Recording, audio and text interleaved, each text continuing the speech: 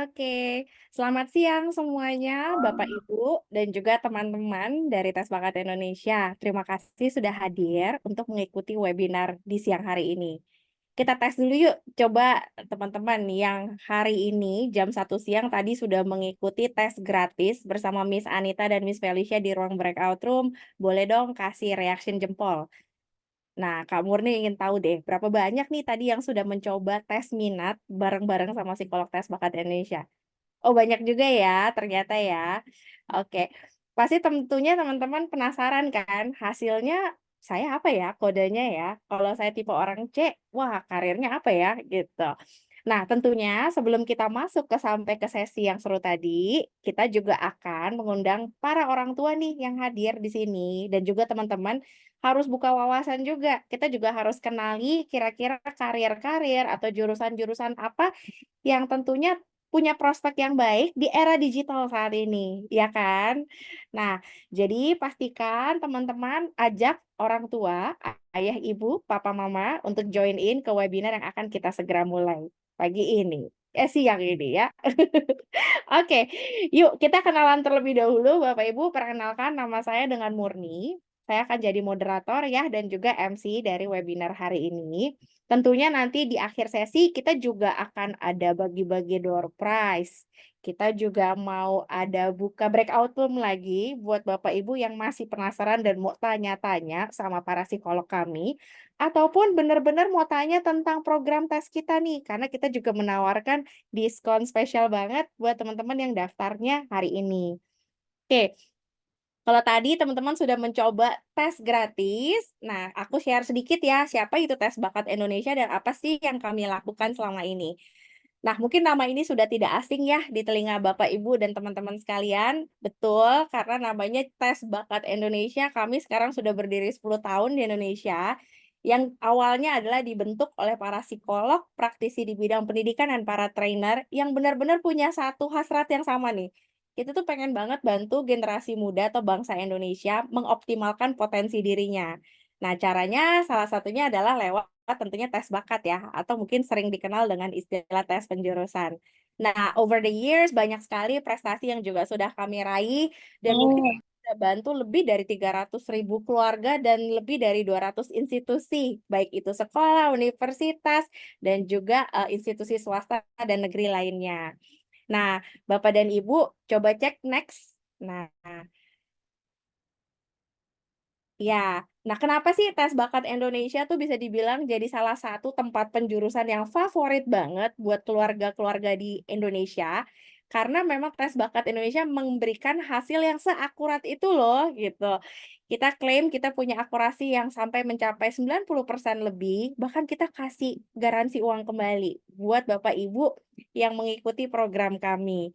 Nah, di luar itu tentunya kenapa kami selalu bisa memberikan saran yang benar-benar sesuai dengan bakat minat putra-putrinya Bapak Ibu, karena kita pakai tools yang paling updated, yang benar-benar bisa mengukur minat tidak hanya ada di jurusan yang ada di Indonesia, tapi bahkan yang tersebar di luar negeri juga ya, jadi internasional lah gitu. Kemudian layanan tes kita juga tersedia dalam 2 bahasa. Jadi sangat bisa mengakomodasi teman-teman yang mungkin saat ini lebih lancar pakai bahasa Inggris sehari-harinya. Betul nggak? Jadi kalian bisa kerjakan sesuai dengan bahasa yang kalian nyaman. Tentunya di luar itu kita juga nanti ada sesi konsultasi sama psikolog yang expert banget. Mereka semua punya bidang yang sangat kuat sekali di bidang karir, penjurusan, dan up to date sama knowledge-nya. Yang sebagian nanti akan dibagikan di sesi setelah ini nih ya. Oke, nah ini ada beberapa testimoni dari Bapak Ibu mungkin yang kenal kalau wajah-wajah di layar ini ya, gitu ya. Kami juga bersyukur sekali gitu dipercaya oleh beberapa figur publik ini untuk membantu putra-putri mereka ya, pada waktu mereka lagi menentukan nih, lagi galau. Waduh, udah mau SMA tapi nggak tahu mau pilih majors apa, subjek pelajaran apa, apalagi sekarang kita tahu ada kurikulum merdeka juga ya untuk yang sekolah nasional. Mungkin kalau teman-teman yang sekolahnya Cambridge atau IB curriculum, bahkan mungkin dari grade yang lebih muda aja sudah harus memilih, ya kan, subjek pelajaran yang sesuai dengan jurusan yang ingin dituju nantinya. Nah, tentunya kami juga thank you banget, kita banyak testimoni yang kami dapatkan tidak hanya untuk tes penjurusan, tapi juga mulai dari tes bakat anak kami. Nah, next. Nah, ini kita juga sebenarnya karena tes bakat tuh sebenarnya layanannya luas loh, nggak cuma buat yang umur-umurnya ABG aja, tapi bahkan banyak membantu yang usianya lebih muda dari usia 4 atau 5 tahun, bahkan sampai yang sudah berkarir sekalian gitu ya, yang udah profesional nih, usia orang tuanya masih penasaran kan gitu ya. Mungkin aku udah pengen pensiun, pengen buka usaha lagi gitu ya. Kadang ada loh yang nanya ke psikolog kami, "Wah, passion-nya cocoknya apa nih?" Nah, itu juga masih bisa. Jadi memang tes bakat itu untuk semua umur. Nah, next. Jadi bisa dibilang tes bakat Indonesia itu kita punya 3 layanan assessment ya yang utama. Mulai dari usia yang anak-anak nih, buat orang tua yang penasaran kan, "Waduh, anak saya harus ikut les apa ya? Saya kasih les ini tapi nggak suka," gitu kan ya. Dan juga mungkin orang tua yang sedang menyiapkan nih, anak saya mau masuk SD atau SMP dengan tipe kurikulum apa ya sekolahnya, karena kita tahu kurikulum di Indonesia sekarang banyak sekali. Jadi jangan sampai salah pilih, nah ini harus lihat lewat tes bakat anak dulu. Nah tentunya kalau yang sudah seusia teman-teman pasti udah fokusnya untuk ke karir ya, sama jurusan, pemilihan mata pelajaran, dan sebagainya. Begitu pula kalau yang sudah dewasa, mungkin yang sudah bekerja, masih ingin mengembangkan diri gitu ya, lewat tes karir itu pun bisa. Nah, next. Nah, kalau di luar program assessment, tes bakat Indonesia juga kita kasih banyak layanan edukasi. Jadi Bapak Ibu, kita tuh nggak cuma sekedar assessment, makanya mungkin di salah satu video di awal teman-teman sempat lihat ya, ada acara yang namanya workshop kok sambil main games tuh apa ya? Nah, itu masuknya ke teen mentoring. Jadi itu adalah sebuah kegiatan bimbingan intensif buat siswa-siswa yang sudah kelas 9 dan ke atas untuk research bersama tentang jurusan, tentang karir, sehingga nanti bisa mempresentasikan ke orang tuanya nih mau jadi apa di masa depan. Seru deh. Nah, selain itu kita juga ada job shadowing, itu di mana anak-anak merasakan sendiri kalau rasanya bekerja di perusahaan itu seperti apa ya, gitu ya. Dan juga career camp, ini yang kami lakukan lewat sekolah-sekolah. Nah, next Bapak Ibu biar nggak ketinggalan info-info pentingnya, dan juga mungkin tadi mau tahu alamat kami ya, boleh screenshot nih. Jadi tes bakat Indonesia sudah ada di 4 kota, tidak hanya di Jakarta, karena saya lihat Bapak Ibu nih ada yang dari jauh-jauh ya, gitu ya. Jadi selain di 4 kota seperti Surabaya, Semarang, Jakarta, dan Medan yang sudah ada testing center gitu atau office base-nya, kita juga tetap memberikan layanan online ke seluruh kota di Indonesia. Bahkan banyak yang ikut pun dari luar negeri gitu ya. Karena tes online kita tetap akan ada sesi Zoom yang didampingi oleh para tim tes bakat Indonesia nih gitu. Nah, next. Nah, ini penting sekali nih Bapak Ibu yang sekarang lagi sambil pegang handphone, boleh coba search di TikTok ataupun di Instagram akun Tes Bakat Indonesia dan juga akunnya Miss Monique Christian. Nah, Miss Monique ini adalah founder kami dan juga pembuat buku anti salah jurusan bersama tim Tes Bakat Indonesia. Nah, kenapa sih harus follow akun-akun ini? Karena kita suka sharing tips loh di situ. Mungkin ini sesinya cuma 1 jam, tapi sebenarnya tentang karir, jurusan yang unik-unik, itu tuh selalu kita kupas secara komprehensif setiap minggunya di kedua akun ini. Jadi Bapak, Ibu, dan teman-teman bisa belajar banyak loh. Nah, tentunya kalau yang sudah follow, kita mau bagi hadiah juga. Apa itu hadiahnya? Oke, jadi khusus buat Bapak, Ibu, dan teman-teman yang sudah ikut sesi hari ini, nanti boleh screenshot atau bikin rekaman, bikin posting yang menarik deh. Apa sih yang kalian pelajari tentang tes tadi? Atau apa sih yang kalian pelajari mengenai tren karir di era digital gitu ya? Share testimoni kalian dan jangan lupa harus sudah follow kan? Di tag juga ya, Tes Bakat Indonesia dan Monique Christian. Nanti kita akan pilih 2 pemenang yang postingnya paling menarik gitu ya di hari Senin dan bisa dapat voucher GrabFood nih. Lumayan buat jajan-jajan sebelum bulan puasa. Oke, baik. Kita langsung aja ya Bapak Ibu pasti udah nggak sabar dong.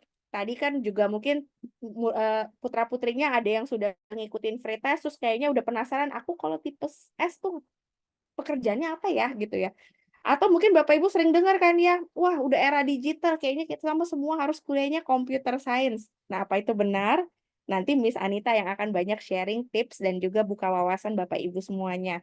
Nah, pembicara kita berikutnya, Miss Anita ini adalah salah satu psikolog di Tes Bakat Indonesia yang expert banget di bidang penjurusan. Beliau memang punya background di psikologi klinis gitu ya, tapi memang banyak membantu konseling remaja khususnya untuk karir, pengembangan diri. Nah, tanpa berlama-lama, yuk kita langsung invite Miss Anita ya, Bapak Ibu. Dan ingat nanti di sesi akhir kita tetap ada sesi tanya jawab dan juga kita tetap buka ada breakout room buat Bapak Ibu yang mau tanya-tanya tentang program kami gitu ya. Dan ingat kita juga mau share loh ada promo. Nah, ini nanti boleh stay tune aja sampai akhir supaya tidak melewatkan sesi-sesi yang menarik lainnya. Ya, silakan Miss Anita. Terima kasih, Miss Murni. Selamat siang, Bapak Ibu sekalian dan teman-teman dan tim Bakas Indonesia. Terima kasih atas sambutannya. Baik, kita hari ini sesuai tadi yang Miss Murni sampaikan ya, ada beberapa tren karir yang sering kita bagi gitu ya, Miss ya di eh, sosial media kita gitu ya. Nanti pada kesempatan hari ini kita akan membagi beberapa tren karir kepada teman-teman dan Bapak Ibu sekalian gitu ya. Jadi nanti bisa dijadikan sebagai referensi. Kira-kira mungkin jurusan-jurusan seperti kedokteran atau mungkin hukum atau mungkin psikologi apakah masih jadi tren? Nah, nanti kita intip jawabannya di seminar ini. Sebelumnya saya izin untuk share screen.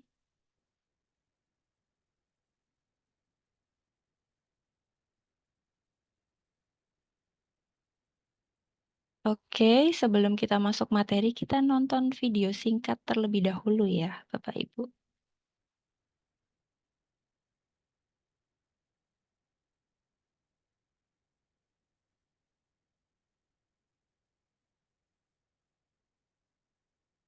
Oke, Miss Anita, sayang suaranya belum masuk, suara videonya. Boleh coba diulang kembali, Miss? Belum masuk kah? Belum ya?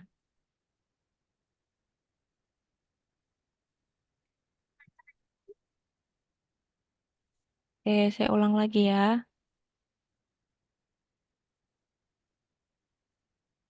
Boleh dicek cek volume, Miss? Sudah up? Sudah. Oke.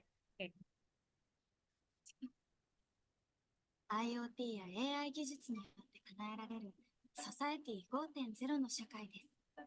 おはよう。朝ごはん何にしよう。スムージーはいかがですか？いいね。そろそろお出かけの時間です。よっ。コロッケパンとミックスサンド、いつものお店でお願い。注文しておきます。昨日から血圧が高いみたいですが。あら、そう？いってらっしゃい。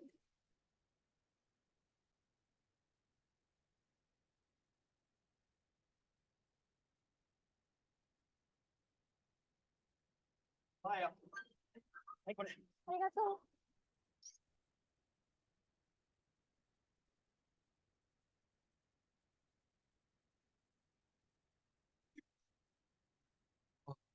お前も乗るとこ。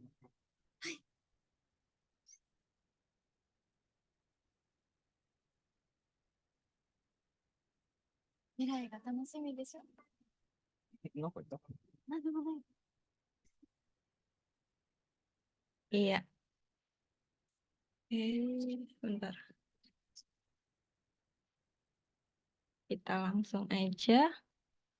Baik, Bapak Ibu dan teman-teman sekalian, kira-kira dari video tadi apa yang bisa kita tangkap ya? Mungkin satu kata deh untuk yang bisa menggambarkan era Society 5.0 itu kira-kira apa? Boleh dong sambil ditulis di chat gitu ya, dijawab di kolom chat boleh sekali ya sambil saya baca dan saya teruskan materinya.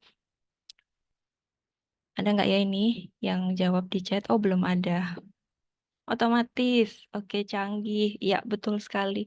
Jadi serba otomatis, serba canggih dan teknologinya sangat luar biasa ya. Bahkan itu kalau kita lihat tadi settingnya di pedesaan kecil gitu ya. Begitulah kira-kira gambaran dari era Society 5.0. Nah sebetulnya siapa sih yang menemukan apa namanya teknologi ini ya? Siapa lagi kalau bukan orang-orang yang ada di Jepang gitu ya. Kita kenal sekali bahwa Jepang itu inovasinya sangat luar biasa Mungkin kalau teman-teman di sini pernah mengunjungi situs atau mungkin web atau sosial media 9GAGs gitu ya, atau mungkin sering muncul di FYP, di TikTok, atau mungkin di Instagram, sering sekali ada tag yang mengatakan bahwa Jepang itu sudah hidup di tahun 2050 karena berbagai macam inovasinya gitu ya. Salah satu contohnya yang seperti kita lihat di sini yang sebelah kiri itu di Jepang namanya Tenji Block. Jadi ini biasanya untuk membantu teman-teman kita yang mungkin ada permasalahan dengan, indera penglihatannya gitu ya, sehingga mereka lebih mudah, ketika berjalan di public area. Kalau yang sebelah kanan itu saya temukan dari 9GAGs gitu ya. Ini, sebetulnya inovasinya sederhana sih ya teman-teman. Jadi, saus dengan mustard itu digabung jadi satu, kemudian kita tinggal klik aja. Kalau di Indonesia masih manual ya, kita masih cocol-cocol gitu ya. Nah, seperti ini contohnya. Nah, begitu juga dengan inovasi-inovasi lain di Jepang ya, ternyata banyak sekali dan, kalau Bapak, Ibu, dan teman-teman perhatikan ya di, pandemi kemarin gitu ya, kita juga sudah mulai merasakan gitu ya.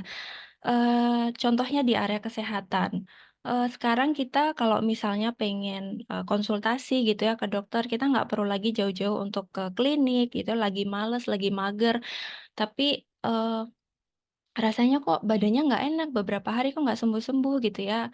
Aku mau konsultasi ah, nah kita bisa tinggal buka handphone gitu ya, ada berbagai macam aplikasi, ada Halodoc, Halodoc, dan lain-lain. Kita bisa pilih, dokter mana yang mau kita pilih gitu ya. Ada fotonya di situ, ada dokter umum, ada dokter spesialis, bahkan psikiater juga masuk di situ ya. Kemudian mungkin di sini teman-teman yang biasanya suka mantengin, eee, event sale 3311 gitu ya, biasanya ya yang dilakukan di toko orange, toko ijo, atau toko warna-warna lainnya gitu ya. Teman-teman juga bisa dengan mudah sekarang ya, mau belanja, kebutuhan sehari-hari ya, kalaupun tidak ada di sekitar kalian, kalian bisa langsung check out aja di keranjang kuning kalau di TikTok gitu ya. Teman-teman juga mungkin, yang pengen gitu ya, yang pengen sekaligus, mungkin, sekolah tapi sekaligus juga punya uang jajan tambahan gitu ya, mungkin bisa gabung jadi affiliate gitu ya di Shopee. Dan mungkin juga bisa bukalapak gitu ya di Shopee, tanpa perlu ada, toko secara offline gitu. Jadi kalian bisa memasarkan mungkin produk-produk kalian dengan mudah gitu.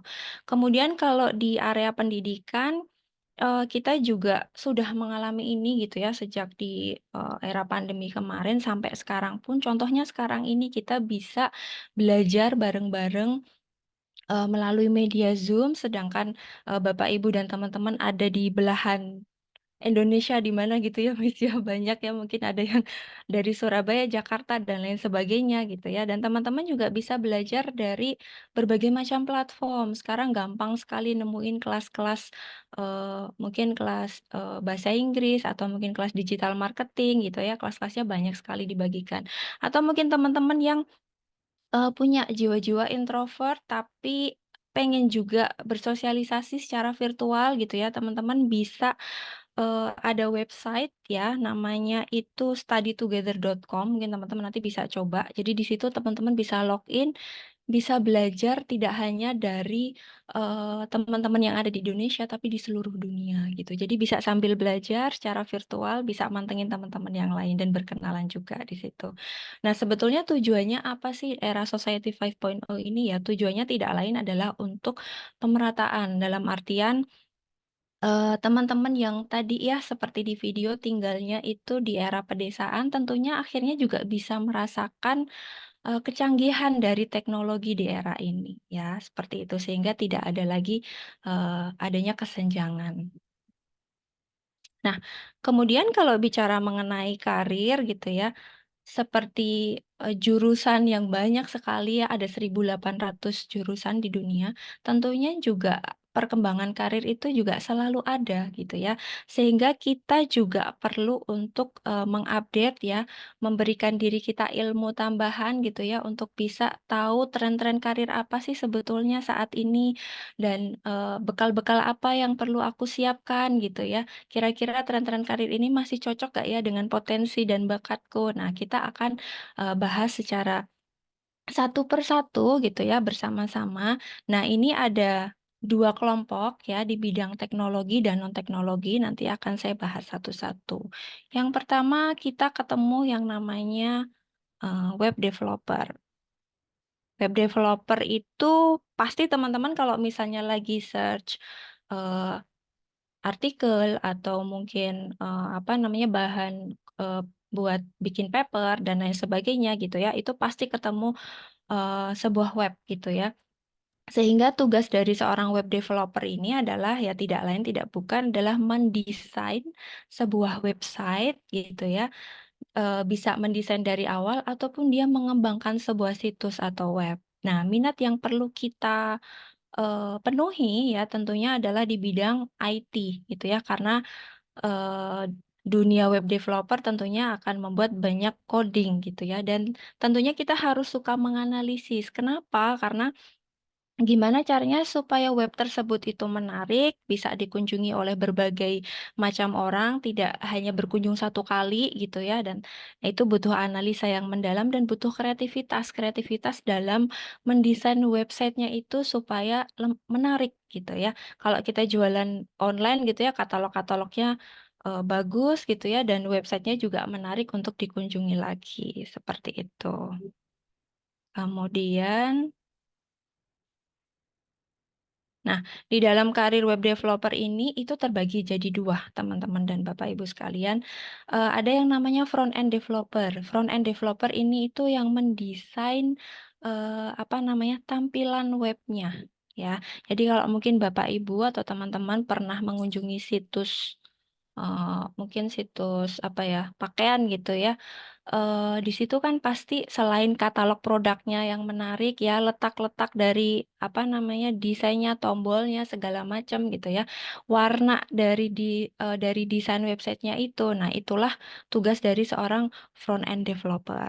Kemudian ada juga yang namanya back end developer. Kalau ini itu lebih ke mereka lebih menangani database-nya atau servernya. Gimana supaya websitenya itu nggak ngebug gitu ya. Ketika diklik tombol back gitu ya, dia nggak ngeglitch, dia nggak ngebug gitu ya. Jadi bisa berfungsi secara baik. Nah, teman-teman juga bisa menggabungkan dua profesi ini. Jadi kalau teman-teman bisa dua-duanya, itu namanya full stack developer gitu ya. Jadi ini yang merangkap antara tadi tugas front end dan back end developer. Terus yang kedua kita ketemu apps developer. Siapa sih di sini yang handphonenya nggak penuh dengan aplikasi? Pasti aplikasinya banyak ya. Mungkin bisa lebih dari 5 atau mungkin lebih dari 10 gitu ya. Kita banyak sekali menemukan berbagai macam aplikasi, WhatsApp aja berbagai jenis ya. Kalau di Play Store, di App Store tuh banyak sekali. Nah, ini sebetulnya mirip-mirip dengan web developer, cuman mereka biasanya lebih fokus untuk pengembangan aplikasi yang kita gunakan di handphone gitu. Dan minatnya sama, masih di bidang IT, mereka juga harus bisa menganalisis dan juga harus kreatif. Gimana caranya supaya aplikasi tersebut tetap bisa mendapatkan bintang 4 gitu ya, atau bintang 5 gitu ya di App Store atau Play Store. Dan itu juga butuh kreativitas. Gimana caranya supaya desain dari aplikasinya itu menarik dan banyak diunduh oleh pelanggan atau banyak diunduh oleh kita gitu ya sebagai pelanggan. Dan teman-teman bisa mempertimbangkan karir apps developer ini ya tentunya di Android developer, iOS developer, atau mungkin mobile application developer yang lainnya. Yang selanjutnya adalah SEO specialist. Di sini mungkin teman-teman bisa coba yang pegang handphone, silahkan search di Google, klik tes bakat Indonesia. Kira-kira tes bakat Indonesia muncul di halaman berapa dan urutan berapa? Boleh langsung dicek-cek, ya. Nah, satu dong. Ya, betul sekali. Itu gambaran seorang SEO spesialis seperti itu. Jadi, dia tugasnya adalah mengoptimalkan mesin pencarian, gitu ya. Nah, gimana caranya supaya sebuah website itu tetap berada di urutan yang paling halaman yang pertama, bisa di urutan yang paling atas, kayak tes bakat Indonesia gitu ya. Nah, minatnya tentunya harus di bidang IT, ya. Dan tentunya di bidang marketing ya gimana caranya supaya tadi kata kunci apa ya yang perlu dimasukkan lagi kalau biasanya ada tes bakat atau mungkin bakat bisa langsung memunculkan ketika di search gitu ya. Dan tentunya itu butuh analisa yang mendalam seperti itu. Nah, apa saja sih yang dilakukan oleh seorang SEO specialist? Ya, tentunya mereka harus pintar untuk melakukan copywriting. Copywriting itu seni menjual tulisan gitu ya yang menarik gitu kan. Mungkin Bapak Ibu pernah lihat iklan yang seperti ini misalnya, alat catok 100 ribuan diskon 20%. Itu kan kayak kurang menarik gitu ya. Beda dengan misalnya tadi kayak Miss Murni contohkan ada diskon hari ini berapa persen gitu ya. Nah, itu kan akan lebih menarik gitu. Nah, itu beberapa contoh dari copywriting yang biasanya digunakan untuk menjual beberapa produk gitu ya secara eh, apa di sosial media gitu ya dan lain sebagainya. Kemudian kita juga butuh namanya search engine marketing. Ini itu ibaratnya apa namanya? Strategi untuk promosi tapi dia berbayar gitu ya, teman-teman. Kemudian ada layout design gitu ya, tentunya ini juga harus diperhatikan tampilannya supaya tadi bisa tetap ada di urutan yang teratas. Nah, saya ada contoh dari search engine marketing, mungkin bisa kebayang di sini. Nah, mungkin Bapak Ibu dan teman-teman kalau lagi Google search sesuatu gitu ya, tiba-tiba muncul kayak gini. Nah, ini tuh sebetulnya ya tadi salah satu bagian dari search engine marketing atau biasanya juga dalam bentuk seperti ini. Kalau misalnya teman-teman lagi baca artikel di Kompasiana gitu ya, di samping kanannya tiba-tiba ada kotak seperti ini ya, atau tiba-tiba ada video yang langsung apa play gitu ya. Kita nggak tahu nih videonya ada di sebelah mana ya, ternyata ada di bawah. Nah, ini adalah bagian dari search engine marketing. Atau bisa juga seperti ini, langsung dalam bentuk aplikasi. Jadi kita langsung ditodong tuh untuk install gitu ya. Ada beberapa penjelasannya di bawah yang membuat kita tertarik untuk install atau enggak. Nah, kurang lebih seperti itu. Nah, ini ada beberapa career opportunity yang bisa kita pertimbangkan ya. Teman-teman bisa ke perusahaan startup atau mungkin teman-teman mau untuk jadi seorang konsultan SEO gitu ya. Jual jasa untuk pembuatan SEO atau pengoptimalisasian tadi ya SEO dan teman-teman juga mungkin yang tertarik kerja di perusahaan aja deh, itu juga bisa. Selanjutnya kita ketemu dengan yang namanya UI designer dan UX designer ya. Kalau UI dan UX ini lebih kepada mereka tuh tugasnya untuk menampilkan desain yang menarik dari sebuah aplikasi atau software. Teman-teman mungkin di sini atau mungkin Bapak Ibu yang sering pakai WhatsApp, WA web gitu ya, daripada buka-buka handphone terus apa namanya balik lagi ke laptop langsung aja deh ke WA webnya gitu ya, biar lebih praktis, biar lebih efisien. Nah, disitulah salah satu contoh dari tugas tadi UI designer. Jadi bagaimana dia menampilkan aplikasi itu ya tetap menarik, tetap efisien dari segi bentuk, dari segi warna gitu ya untuk bisa dipakai tidak hanya di mobile tapi juga di laptop gitu ya. Kemudian kalau UX designer itu tugasnya lebih kepada experience penggunanya. Oh, WA itu ketika dipakai di laptop itu juga cukup mudah gitu ya. Aplikasinya juga enak gitu ya dan bisa memudahkan pekerjaan gitu ya, misalnya seperti itu. Nah, minatnya itu tentunya adalah di bidang seni dan kreativitas ya, kemudian di bidang IT dan tentunya juga butuh riset gitu ya, karena tadi ya untuk mendesain aplikasinya tadi gitu ya, tren-tren yang terkini yang disesuaikan dengan kebutuhan pelanggan gitu ya, sehingga mereka bisa menyesuaikan desainnya itu dengan kondisi yang sekarang yang ada seperti itu. Nah, kalau digambarkan gitu ya, UI dan UX itu seperti ini. Jadi kalau UI itu ya bicara mengenai visual desainnya tadi, coloringnya, desain grafisnya, bahkan tulisannya atau tipografinya pakai apa namanya, tulisan Roboto kah, atau mungkin pakai Comic Sans kah, dan lain sebagainya. Tentunya itu akan ditentukan sesuai dengan aplikasi atau software yang dipakai gitu ya. Kalau UX ya kita berbicara mengenai tadi interaction desainnya. Tombolnya ini fungsinya apa? Bisa nggak diganti tombol back-nya ini seperti ini? Atau ini sudah berfungsi sih, ini tidak perlu lagi misalnya seperti itu dan lain sebagainya. Gitu.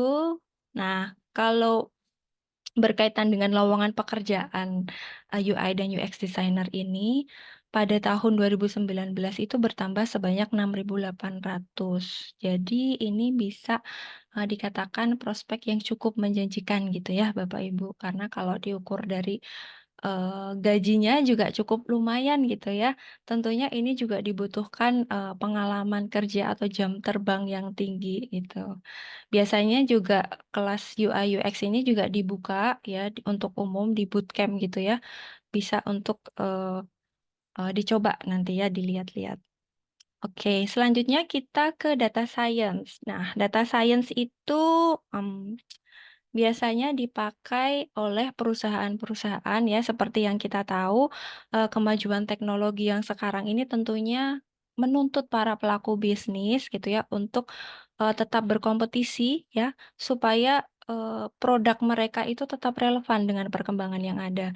Nah, inilah tugas dari seorang data analyst gitu ya, untuk menganalisa data-data dari stakeholder yang menyewa jasa mereka gitu ya, kemudian memberikan insight dari data olahan tersebut. Strategi bisnis apa yang harus dirubah, kemudian eh, dan lain sebagainya supaya nanti eh, perusahaan tersebut itu tetap bisa mendapatkan profit seperti itu. Nah, kita tentunya harus minat di bidang matematika ya, karena tadi menganalisis data gitu ya.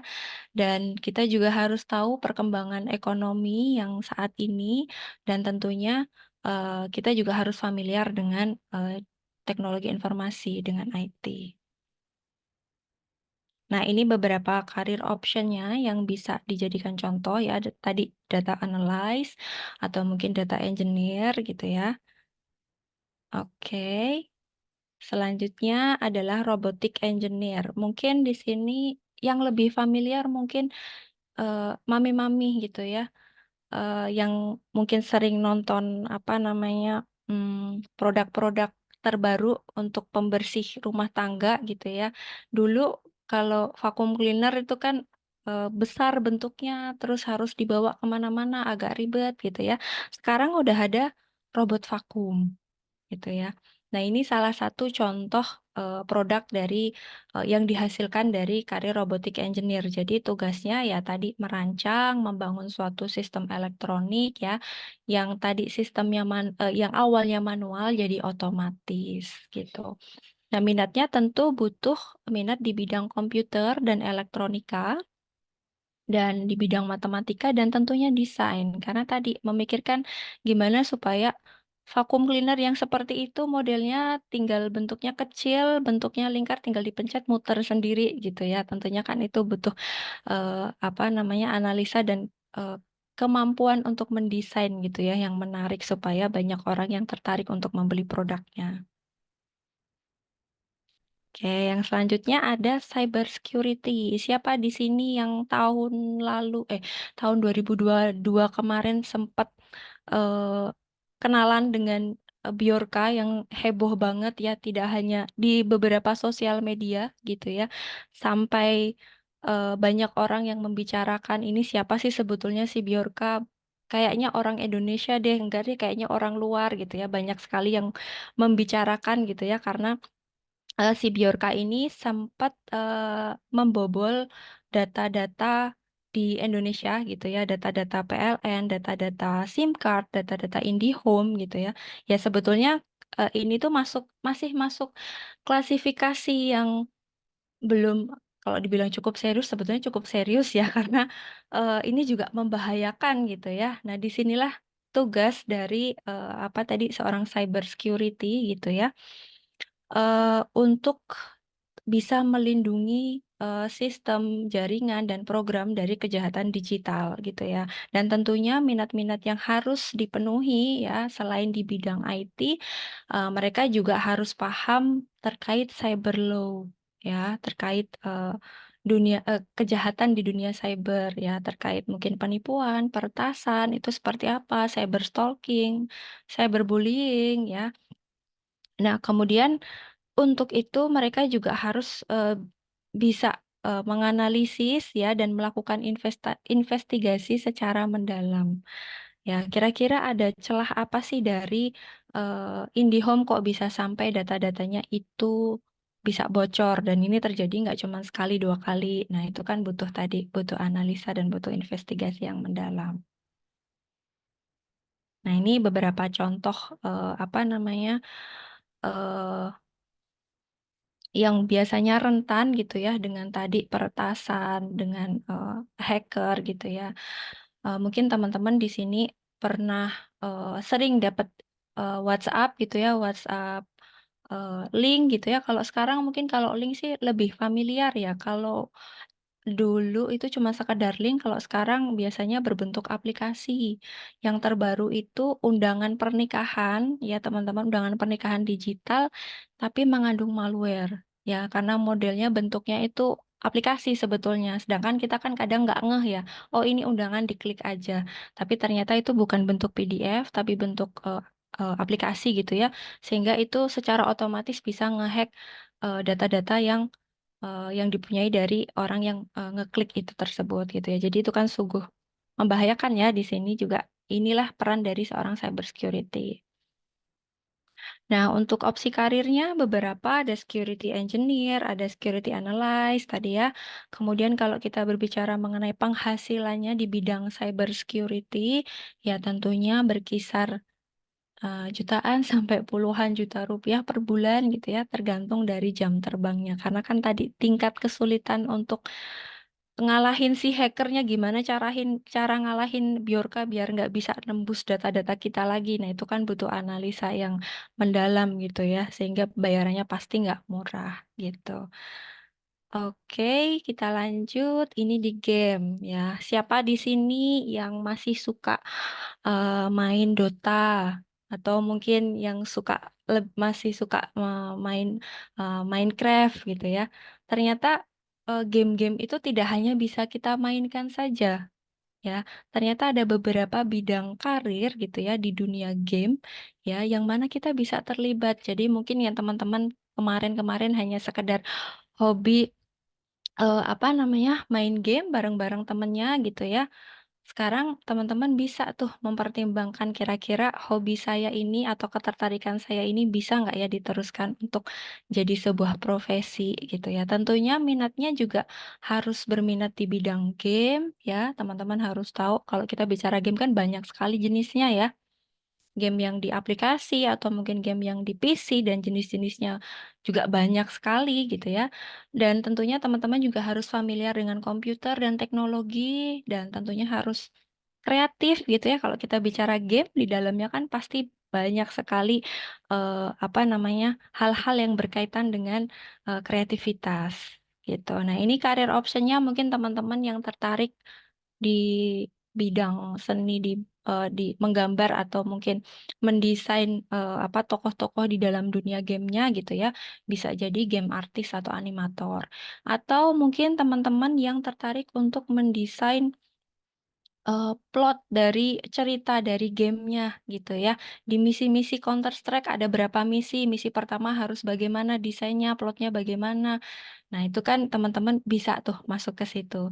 Atau mungkin teman-teman lebih tertarik ke bagian programmingnya. Gimana caranya supaya desainnya itu tadi bisa jalan. Biar biar nggak ada bugnya, biar nggak apa namanya nggak error gitu ya ketika dijalankan. Nah, di situ juga teman-teman bisa untuk berpartisipasi jadi audio engineer. Jadi ngisi OST lagunya atau mungkin dubbing tokohnya gitu ya. Atau mungkin teman-teman tertarik lebih ke game consultantnya gitu. Atau jadi game tester ya. Ada beberapa game yang belum diluncurkan itu teman-teman bisa ngerasain dulu, bisa ngetes dulu. Jadi nanti bisa ngasih reviewer gitu ya. Teman-teman juga bisa jadi game reviewer juga ya. Biasanya kalau game reviewer sih secara mandiri gitu ya di YouTube gitu ya, coba satu game misalnya coba Minecraft gitu ya, main beberapa stage terus nanti ngasih ulasan, oh di bagian ini harus seperti ini gitu ya. Atau sekaligus selain game reviewer juga mau jadi atlet e-sport gitu ya kayak Kak Just No Limit ya, itu juga bisa gitu. Kabarnya Kak Just No Limit juga mau kembali lagi ke e-sport ya tahun ini. Nah, beberapa eh, karir ya tadi yang sudah saya jelaskan. Nah, kalau kita berbicara mengenai penghasilannya ya tentunya mulai dari jutaan sampai bahkan miliaran rupiah gitu ya. Karena selain tadi bermain game ya, ada juga penjualan merchandise misalnya dari tim e-sport kalau kita tergabung di sebuah tim di e-sport gitu. Jadi ini bisa jadi dunia yang cukup menjanjikan untuk saat ini. Nah, dari semua jurusan yang saya jelaskan tadi kan banyak sekali itu yang berhubungan dengan teknologi gitu. Terus kira-kira saya harus ambil jurusannya jurusan IT dan teknologi kah? Atau gimana Kak? Padahal kan saya juga kalau dipikir-pikir kalau selama sekolah gitu ya, nilai-nilai saya yang berurusan dengan teknologi kayaknya juga rendah gitu ya. Apa saya ikut-ikutan aja? Nah, kira-kira gimana Bapak, Ibu, dan teman-teman? Seperti yang ada di ilustrasi di sini ya. Kadang-kadang apa yang kita pakai gitu ya, kadang-kadang apa yang cocok untuk orang lain belum tentu cocok untuk kita gitu ya. Begitu juga dengan ini. Mungkin banyak sekali tren-tren yang sudah saya jelaskan kayaknya menarik gitu ya. Tapi kalau misalnya potensinya tidak sesuai gitu ya, ya jangan dipaksakan gitu kan. Karena kalau dipaksakan tentunya nanti akan mengalami banyak hambatan ke depannya. Nah, jawabannya kita coba cari bidang karir yang lain yang selain di bidang teknologi. Ada apa aja sih? Nah, kira-kira ada ini gambarannya, kita bahas aja satu-satu. Yang pertama adalah investment and security. Siapa di sini yang tertarik untuk belajar reksadana? Untuk belajar mungkin ada yang coba-coba trading gitu ya di aplikasi Bibit atau Ajaib gitu ya. Nah, ini eh, apa namanya? Kita juga kan butuh seorang financial planner gitu ya, misalnya untuk membantu mengelola keuangan kita. Ya, disinilah salah satu contoh dari profesi dari investment and security ini. Ya, minatnya ya tentunya di bidang ekonomi ya.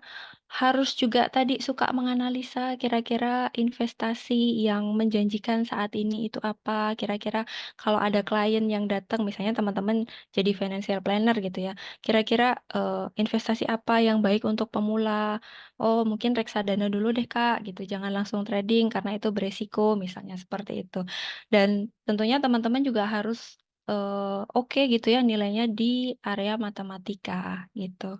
Nah, ini beberapa pilihan karir, mungkin teman-teman bisa tadi jadi financial planner atau mungkin yang tertarik mengajar gitu ya, bisa jadi pengajar kelas saham ya di perusahaan-perusahaan pialang gitu ya biasanya. Atau mungkin teman-teman bisa sekalian financial planner tertarik juga dengan dunia konten kreator gitu ya, bisa juga seperti itu. Nah, ini teman-teman bisa juga kerja di tadi ya di bursa efek atau mungkin di perusahaan asuransi atau mungkin yang tertarik bekerja sendiri gitu ya secara freelance bisa langsung bikin account di Fastwork gitu ya atau di freelancer gitu ya teman-teman bisa langsung buka account bikin account dan menawarkan jasanya di situ juga bisa. Yang selanjutnya green economy. Di sini siapa yang sudah menerapkan eh, apa namanya hidup ramah lingkungan. Mungkin teman-teman yang sudah hobi membawa tumbler kemana-mana. Kalau sekarang kita ke minimarket, ke Indomaret gitu kan, selalu ya kasirnya mengatakan, Kak, sudah tidak tersedia plastik gitu ya. Silahkan membeli tote bag yang disediakan gitu ya. Nah, ada beberapa perusahaan yang mengembangkan bisnisnya mereka itu ya, di satu sisi mereka tetap menjaga kelestarian lingkungan gitu. Nah, minat-minatnya tentunya dibutuhkan dalam minat ekonomi dan kita juga harus paham terkait ilmu lingkungan gitu ya, terkait isu-isu lingkungan gitu. Nah, mungkin di sini ada beberapa contoh produknya yang Bapak, Ibu, dan teman-teman sekalian familiar ya. Eh, Sekarang apa namanya? eh Sedotan atau mungkin alat makan gitu kan banyak sekali yang sekarang diperjualbelikan ya dari bahan stainless atau kayu, bahkan yang terbaru dari ubi gitu ya. Jadi kita bisa langsung makan, kalau udah selesai digunakan bisa langsung dimakan gitu, sehingga jadi lebih ramah lingkungan.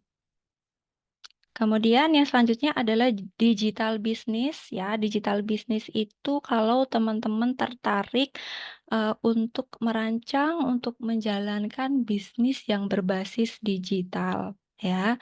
Minatnya tentunya harus eh, oke di bidang ekonomi gitu ya, dan tentunya tahu terkait dunia IT gitu ya di situ. Contoh beberapa pekerjaannya, misalnya teman-teman bisa membuka jasa pembuatan website ya, atau mungkin teman-teman bisa jadi YouTuber gitu ya, bagi bagi kelas-kelas tentang digital business gitu ya.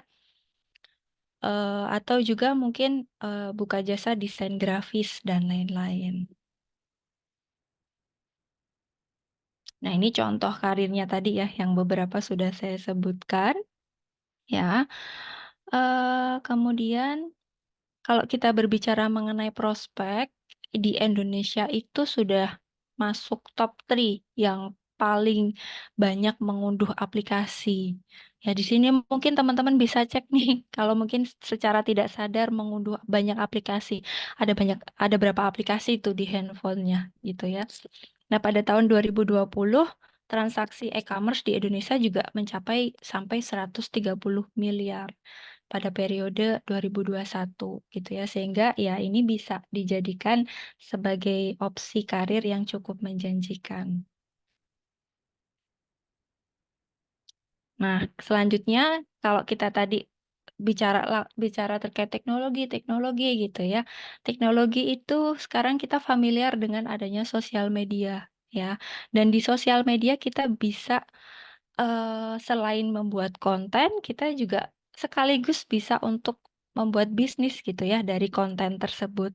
Nah, ada beberapa karir ya terkait sosial media yang mungkin teman-teman bisa pertimbangkan.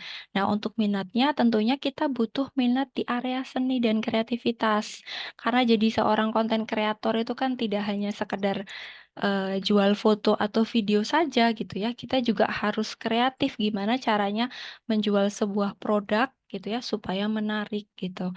Dan kita juga butuh public speaking yang bagus, gimana kita mendelivery produk yang kita promosikan gitu ya supaya bisa menarik. Nah, ini ada beberapa karir optionnya. Yang pertama adalah influencer ya. Ya tentunya influencer pasti butuh kedua minat tadi gitu ya. Karena supaya endorse-nya tetap jalan gitu ya, supaya rate-nya makin tinggi gitu ya, gimana caranya seorang influencer ini bisa eh, meningkatkan account-nya sehingga bisnisnya makin lancar gitu ya. Dan terkait itu juga ada beberapa influencer yang mungkin pasti butuh fotografer atau videografer untuk membuat konten mereka ya. Itu teman-teman juga bisa pertimbangkan. Kemudian eh, untuk upload itu kan juga butuh desain-desain feed atau reels atau mungkin eh, desain promosi yang lain gitu kan, itu kan butuh juga seorang graphic designer gitu ya untuk mendesain. Dan untuk menarik perhatian pelanggan tadi gitu ya supaya membeli produk-produknya, produk endorsannya tadi juga butuh seorang scriptwriter ya. Atau yang ngetren saat ini ya, kalau teman-teman buka di Instagram pasti banyak sekali iklan-iklan gitu ya. Kita nggak ngefollow tapi tiba-tiba muncul ya virtual assistant ya. Ini cocok untuk para mami-mami yang tetap mau bekerja tapi juga tetap pengen berada di rumah untuk tahu kondisi dan untuk bisa selalu jaga quality time dengan anaknya gitu ya, bisa mempertimbangkan ini. Atau mungkin juga teman-teman yang hobi di apa namanya, makeup artist gitu ya, tidak hanya sekedar mempromosikan jasanya lewat dari orang ke orang, tapi juga sekarang bisa dipromosikan lewat online. Oke, yang selanjutnya adalah bidang animasi dan multimedia. Bidang animasi dan multimedia ini adalah kalau animasi ini untuk menampilkan gambar gitu ya secara berurutan sehingga kita sebagai penonton itu bisa merasakan adanya tampilan gambar gitu ya yang menarik gitu ya. Kalau dari segi multimedianya ya untuk menciptakan konten multimedia yang interaktif. Biasanya kita lihat di konser-konser. Siapa yang kemarin habis nonton konsernya NCT? Ya, selain lihat member-member NCT-nya, teman-teman juga pasti lihat background NCT-nya, layar di belakangnya itu juga pasti dibuat sangat interaktif. Mungkin ada beberapa animasinya di situ yang bisa apa ya membuat kita makin betah gitu ya nonton si member NCT-nya gitu. Nah, ini minat-minat yang dibutuhkan ya minat di seni media rekam tentunya gitu ya. eh dan di bidang teknologi informasi. Nah, ini ada salah satu contoh animator dari Indonesia sebetulnya ya, teman-teman ya, yang kemarin sempat viral juga sebetulnya dikenalnya lewat Avenger Endgame gitu ya, teman-teman. Mungkin teman-teman masih ingat ya film Avenger kemarin kan begitu ramai sekali gitu ya. Saya sempat nonton, saya harus duduk di paling depan karena pengen nonton. Nah, beliau ini bisa ikut proyeknya Endgame, Avenger Endgame gitu ya. Padahal sebetulnya di situ hanya membuat sekitar mungkin 10 atau 5 detik aja gitu ya dari efek CGI-nya itu. Tapi ya ini kan sebuah pengalaman yang sangat luar biasa gitu ya. Ada orang dari negara kita bisa ikut proyek luar negeri gitu. Apalagi untuk film sebesar Marvel gitu ya. Nah, bidang karir ini biasanya ditempuh melalui kursus atau bisa juga pendidikan formal. Nah, tentunya untuk jadi ahli multimedia dan animasi yang handal, ya pengalaman kerja pasti lebih diutamakan gitu. Oke, kita lanjut ke bagian art ya. Kalau kita bicara mengenai seni ya, tentunya banyak sekali bidang seni yang bisa kita jadikan eh, referensi ya untuk berkarir gitu ya. Dan karir di bidang ini tentunya adalah berhubungan dengan aktivitas seni dan kreativitas. Itu kenapa kita butuh minat di area seni dan desain. Kita juga butuh minat di area seni dan pertunjukan karena ada beberapa seni, misalnya seni tari gitu ya.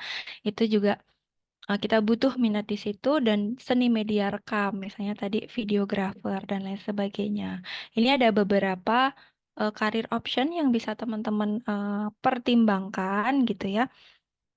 Eh, jadi pelukis ya, yang pintar, yang punya imajinasi untuk melukis gitu ya.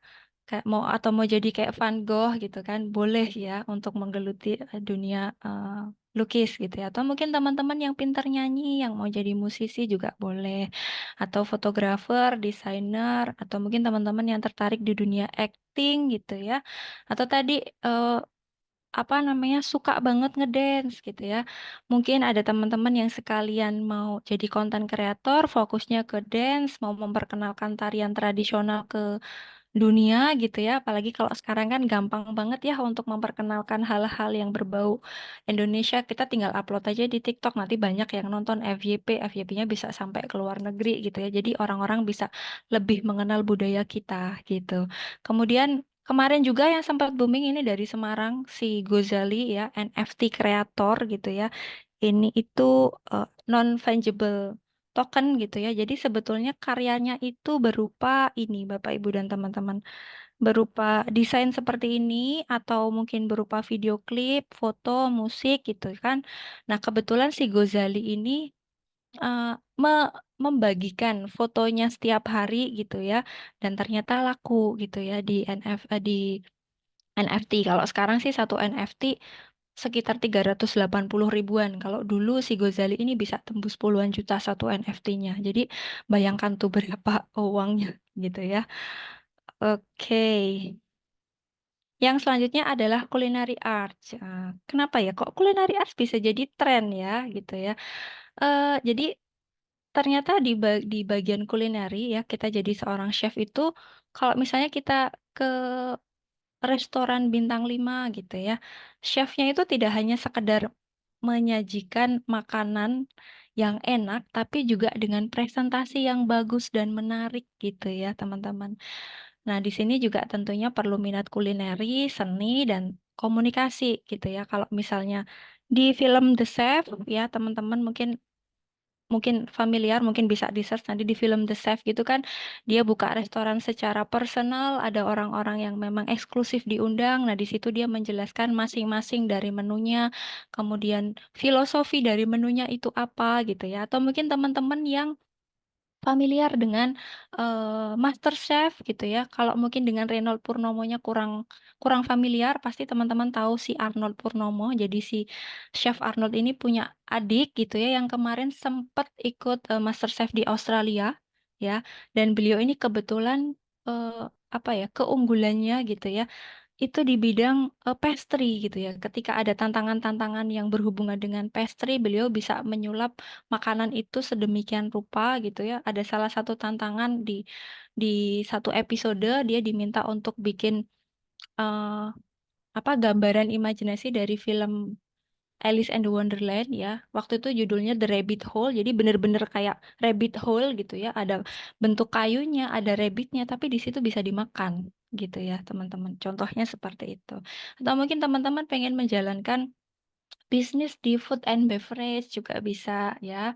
Atau mungkin jadi konten kreator juga masih oke di sini masih bisa masuk. Teman-teman mau sekaligus apa hobi kulineri, hobi makan gitu ya sekaligus aja jadi konten kreator. Atau mungkin jadi food photographernya khusus untuk fotografi makanan gitu ya. Ada beberapa jasa yang eh, menawarkan untuk jasa pemotretan produk-produk ya itu juga bisa. Selanjutnya adalah di health profession. Ya, disinilah ternyata profesi saya masih jadi tren gitu ya di era sekarang gitu ya. Dan tentunya minatnya ada minat di bidang kedokteran, di bidang psikologi, dan tentunya harus suka menganalisis dan membantu. Karena kalau kita bicara mengenai tenaga medis, ya otomatis kita juga harus punya jiwa-jiwa helping gitu ya, jiwa-jiwa untuk bisa membantu orang lain seperti itu. Nah, untuk bidang karirnya, ya tentunya ada bidang karir dokter, perawat, kemudian mungkin teman-teman tertarik di bidang farmasi gitu ya, psikolog, atau mungkin mau ke public health, atau mungkin sekalian medical content creator. Jadi mungkin yang nanti aku mau jadi dokter sekaligus jadi content creator gitu, itu juga bisa. Nah, ini karir opportunity-nya bisa di hospital, ya, di rumah sakit, atau di farmasi. Nah, ini juga ada beberapa tadi karena kecanggihan teknologi, sekarang kita juga bisa jadi associate di Halodoc ya, atau di Relief bagi teman-teman yang mungkin tertarik di dunia psikologi, di Good Doctor juga bisa. Biasanya kita terima sebagai associate profesi gitu ya. Nah, ini beberapa contoh tokoh-tokoh gitu ya, beliau yang mungkin pernah mampir di FYP teman-teman atau mungkin di thumbnail di Instagram gitu ya. Saya sempat lihat ini si Dokter Tan Sot Yen ini juga sering muncul ya. Nah, gimana kalau kita sudah tahu bidang-bidang karir tadi yang tren, gimana caranya supaya saya nggak salah dalam mengambil karir gitu ya. Gambaran karir tadi sudah oke sih Kak, tapi apa yang harus saya lakukan selanjutnya? Nah, tentunya ada beberapa hal yang perlu teman-teman persiapkan, apalagi mungkin teman-teman yang ada di kelas 11 gitu ya, atau mungkin kelas yang tadi yang kurikulumnya Cambridge atau IB gitu ya, harus memilih mata pelajaran yang lebih cepat gitu ya, supaya bisa disesuaikan dengan jurusan atau bidang karir yang akan diambil. Nah, ada tiga hal ini yang harus dipersiapkan ya. Kalau di tes bakat Indonesia kita sebut sebagai 3P. 3P ini adalah untuk mengenali kekuatan kita gitu ya, bekal kita untuk mengenali diri dulu gitu ya. Semua orang itu punya sebetulnya, saya juga punya, teman-teman juga punya. Nah, tugasnya adalah, eee mengetahui irisan yang tepat, yang sesuai gitu ya. Karena kalau tidak sesuai maka akan jadi ketimpangan, maka akan jadi sebuah hambatan. Contoh misalnya, saya sebagai seorang, accountant gitu ya, saya pinter, saya dari sekolah itu pinter, nilai saya selalu tinggi, nilai matematika saya selalu tinggi, nilai, ekonomi saya juga selalu tinggi gitu ya. Terus, saya juga nggak ada masalah untuk bekerja secara rutin, ya masuk jam sekian, pulang jam sekian, berurusan dengan data, indoor, saya nggak masalah gitu ya. Tapi ternyata, profesi itu tuh bukan profesi yang saya mau, karena saya mengikuti keinginan dari orang tua misalnya gitu ya. Nah tentunya apa yang terjadi, ya saya tetap bisa sih jadi akuntan gitu kan. Bahkan akuntan yang selalu dipertimbangkan untuk jadi karyawan of the year gitu ya, karena kinerja saya bagus. Tapi ya saya tidak bisa menjalani profesi saya itu dengan nyaman. Jadi kayak hidup seperti zombie gitu ya, teman-teman. Nah, kemudian selanjutnya misalnya saya hanya sekedar passion aja, saya hanya suka aja. Dulu sebelum saya ambil kuliah psikologi, saya tuh minat jadi, seorang dokter. Saya tuh pengen jadi seorang dokter. Tapi ternyata, seiring berjalannya waktu, pelajaran yang mendukung di kedokteran tuh saya hanya suka biologi, gitu ya, karena saya suka menghafal.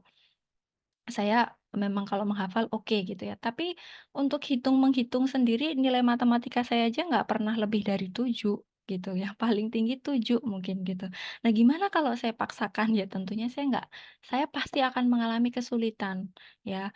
Belum belum belum masuk ke universitasnya ya, baru mungkin seleksi awal gitu ya, karena ada beberapa universitas yang mewajibkan, skor IQ sekian untuk masuk jurusan kedokteran ya. Tentunya kalau saya paksakan gitu ya, padahal saya tahu ada hal lain yang lebih berpotensi di dalam diri saya gitu ya, tentunya saya akan stres nanti jadinya gitu, dan akan membuat diri saya down. Nah, yang terakhir adalah gimana kalau personality-nya nggak sesuai. Contoh misalnya saya sebagai seorang psikolog, saya sudah ahli banget lah untuk menganalisa, untuk mendiagnosa klien gitu ya. Klien datang ke saya punya, apa, gejala-gejala seperti ini saya bisa langsung tahu, "Oh, kamu kecenderungan ini," gitu ya. Passion saya juga oke gitu, karena saya suka bantu orang lain pada dasarnya. Tapi ternyata ada masalah di personality saya ya. Kalau di dunia psikologi itu banyak sekali teman-teman yang bilang kuliah psikologi itu sekalian rawat jalan gitu kan. Nah mungkin di masa itu mungkin ada beberapa hal yang belum bisa terselesaikan gitu ya. Mungkin saya masa kecil saya atau inner child saya itu merasa bahwa saya itu sering diabaikan oleh orang-orang sekitar saya sehingga ketika tidak ada yang mendengarkan perkataan saya maka saya akan tersinggung gitu kan. Nah, itu ternyata saya terapkan juga ke klien, ya. Sehingga yang terjadi apa Bapak, Ibu, dan teman-teman, ya tentunya klien kita nggak akan nyaman gitu ya, bisa-bisa nanti nggak datang lagi ke ruang konseling, seperti itu. Sehingga kinerja saya tidak baik dalam pekerjaan. Nah, kurang lebih seperti itu. Jadi, irisannya harus sesuai antara potensi, apa yang kalian mampu, apa yang kalian jago gitu ya, kemudian passion, apa yang kalian minati, ya, itu apa saja, kemudian personality kalian adalah bagaimana kalian take over, apa namanya, Eee, pekerjaan atau mungkin, apa, tantangan-tantangan baru gitu ya, kalian biasanya modelnya seperti apa. Nah, tentunya ini juga butuh evaluasi yang detail gitu ya dan butuh bantuan profesional. Nah, kalau di tes bakat Indonesia teman-teman bisa dengan mudah untuk dapat analisis ini. Tapi teman-teman juga bisa evaluasi atau analisis sedikit-sedikit gitu ya dari selama ini kalau misalnya sekolah itu mata pelajaran apa yang sering tinggi nilainya atau mungkin teman-teman sudah punya minat di bidang apa gitu bisa dicatat-catat dulu gitu. Oke, nah kita dari tadi bicara mengenai teknologi. Kira-kira menurut Bapak, Ibu, dan teman-teman teknologi yang ada di video yang pertama tadi atau mungkin nanti teknologi dari inovasi-inovasi lainnya, apakah bisa menggantikan kita sebagai manusia? Menurut Bapak, Ibu gimana? Boleh klik-klik di chatnya. Kira-kira gimana? Apakah akan tergantikan atau kita hanya sekedar terbantu gitu ya? Kalau di dunia Oke, ini ada yang jawab sepertinya. Tidak. Oke, terima kasih. Ya, sebetulnya kan teknologi ini hanya sekedar tools yang membantu kita gitu ya, Bapak, Ibu, dan teman-teman sekalian. Tapi justru kita nantinya akan tergantikan oleh orang-orang yang lebih lebih concern, lebih mahir gitu ya menggunakan teknologi gitu. Sehingga kita perlu beberapa skill yang harus dikembangkan. Di antaranya adalah, oh sorry, nah kita butuh yang namanya high level of thinking atau kita butuh eh, berpikir kritis gitu ya untuk informasi-informasi yang kita dapatkan. Begitu banyak informasi yang dengan mudah kita dapatkan gitu ya, kita perlu untuk tidak hanya sekedar menerima informasi itu secara mentah-mentah. Apalagi mungkin bagi teman-teman di sini yang masih di usia remaja, di usia eee, dewasa awal gitu ya, yang mungkin lagi senang-senangnya pakai sosial media, muncul di FYP tren-tren baru, kemarin sempat muncul tren, blackout challenge gitu ya, tren menahan nafas sampai nanti hampir pingsan gitu ya. Sebetulnya tren ini fungsinya untuk apa sih selain hanya untuk supaya bisa masuk FYP gitu ya. Sehingga kita butuh tadi berpikir secara lebih kritis gitu ya di berbagai sudut pandang gitu ya. Apa sih sebetulnya fungsi dari tren itu? Membahayakan nggak untuk kita? Atau fungsinya apa? Manfaatnya apa? Lebih banyak ruginya deh kayaknya gitu ya. Jadi kita butuh banyak untuk mengolah informasi itu secara kritis. Dan tentunya kita juga butuh, imajinasi gitu ya. Ada yang bilang bahwa mimpi itu hanya akan sekedar jadi mimpi gitu ya, kalau tidak kita wujudkan ya. Inovasi Elon Musk dengan mobil Teslanya gitu ya, tidak akan terwujud kalau, beliau tidak mendahulunya dengan sebuah mimpi gitu ya. Sehingga sekarang Tesla, jadi, terkenal gitu ya. Dan kemarin saya sempat lihat cuman di Indonesia aja sih orang pakai Tesla itu, eee menggunakan sensor sensor di mobil Teslanya itu untuk mendeteksi, makhluk-makhluk yang tidak kasat mata gitu ya, cuman ada di Indonesia itu model-model seperti itu. Nah, kemudian, untuk itu kita juga, butuh untuk menghargai keberagaman ya yang ada di sekitar kita gitu ya. Tidak hanya di orang-orang di negara kita, tapi juga di negara lain supaya apa? Supaya nanti kita bisa membuka kesempatan yang lebih luas untuk bisa bekerja sama gitu ya dengan mereka. Dan siapa tahu nantinya kita bisa membuka celah gitu ya, untuk selain tadi bekerja sama, kita bisa membuka celah untuk kesempatan ya, kesempatan untuk, mengembangkan diri gitu ya, atau mungkin nanti kita bisa berkolaborasi dengan mereka, sehingga kita bisa belajarnya kita long life learning gitu belajarnya. Jadi kita selalu mengupdate informasi, kita cari celah, "Oh bisa ini dikembangin," gitu kan. Nah, kita bisa ambil chance itu atau kesempatan itu. Nah, bicara mengenai kolaborasi, kolaborasi itu juga ternyata sekarang sudah terjadi di mana-mana ya, Bapak Ibu sekalian. Contohnya ini seorang, ilustrator gitu ya, yang dia sekaligus mempromosikan, jasanya gitu ya, keahliannya, skill-nya di sosial media gitu ya. Dia memperkenalkan diri sebagai seorang ilustrator di sini. Nah, sekalian dia juga membagikan berbagai macam portofolionya gitu ya, dan akhirnya membuka kesempatan untuk, ditawari berkolaborasi dengan Wardah untuk mendesain salah satu produk kecantikan mereka. Ini produk lipstiknya mereka, gitu.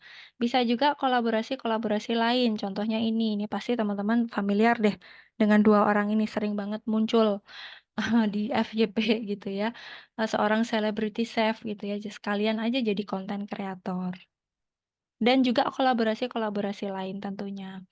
Nah, kesimpulannya ya dari hal-hal yang saya jelaskan tadi gimana caranya untuk pilih jurusan yang tepat, tentunya tadi ya, yang pertama mengenali kekuatan ya, 3P tadi, potensi kamu ya potensi kamu apa, kamu jago apa, passion kamu minat di bidang apa, terus personality kamu seperti apa.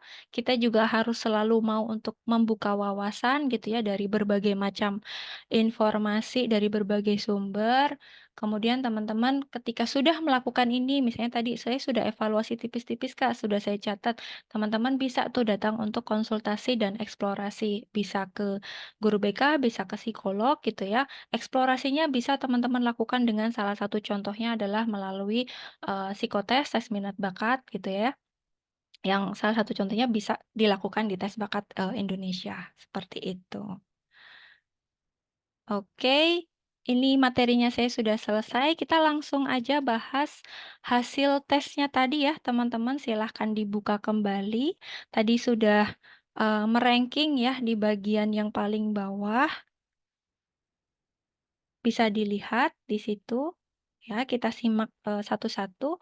Yang tingginya di R atau realistik di sini ya, ini adalah teman-teman lebih suka untuk bekerja dengan tools ya, suka ngerakit-ngerakit gitu ya, atau memang pekerjaannya yang menggunakan alat gitu ya. Dan biasanya mereka lebih suka untuk pekerjaan yang praktis dan mostly itu lebih suka pekerjaan yang outdoor gitu. Nah, karena mereka umumnya menikmati pekerjaan tadi yang berhubungan dengan mesin, alat, atau mungkin binatang dan tumbuhan. Contoh-contoh jurusan yang bisa dijadikan alternatif ya, misalnya ini engineering, atau mungkin teman-teman yang tertarik di bidang agriculture, atau mungkin teman-teman yang tertarik di tadi ya, di bagian computer programming ya, dan lain-lain.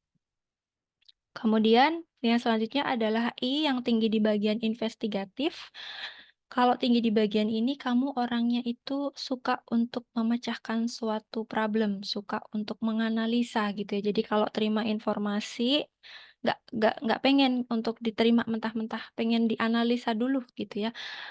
Nah, biasanya orang-orang seperti ini itu sifatnya lebih teoritis dan lebih konseptual ya.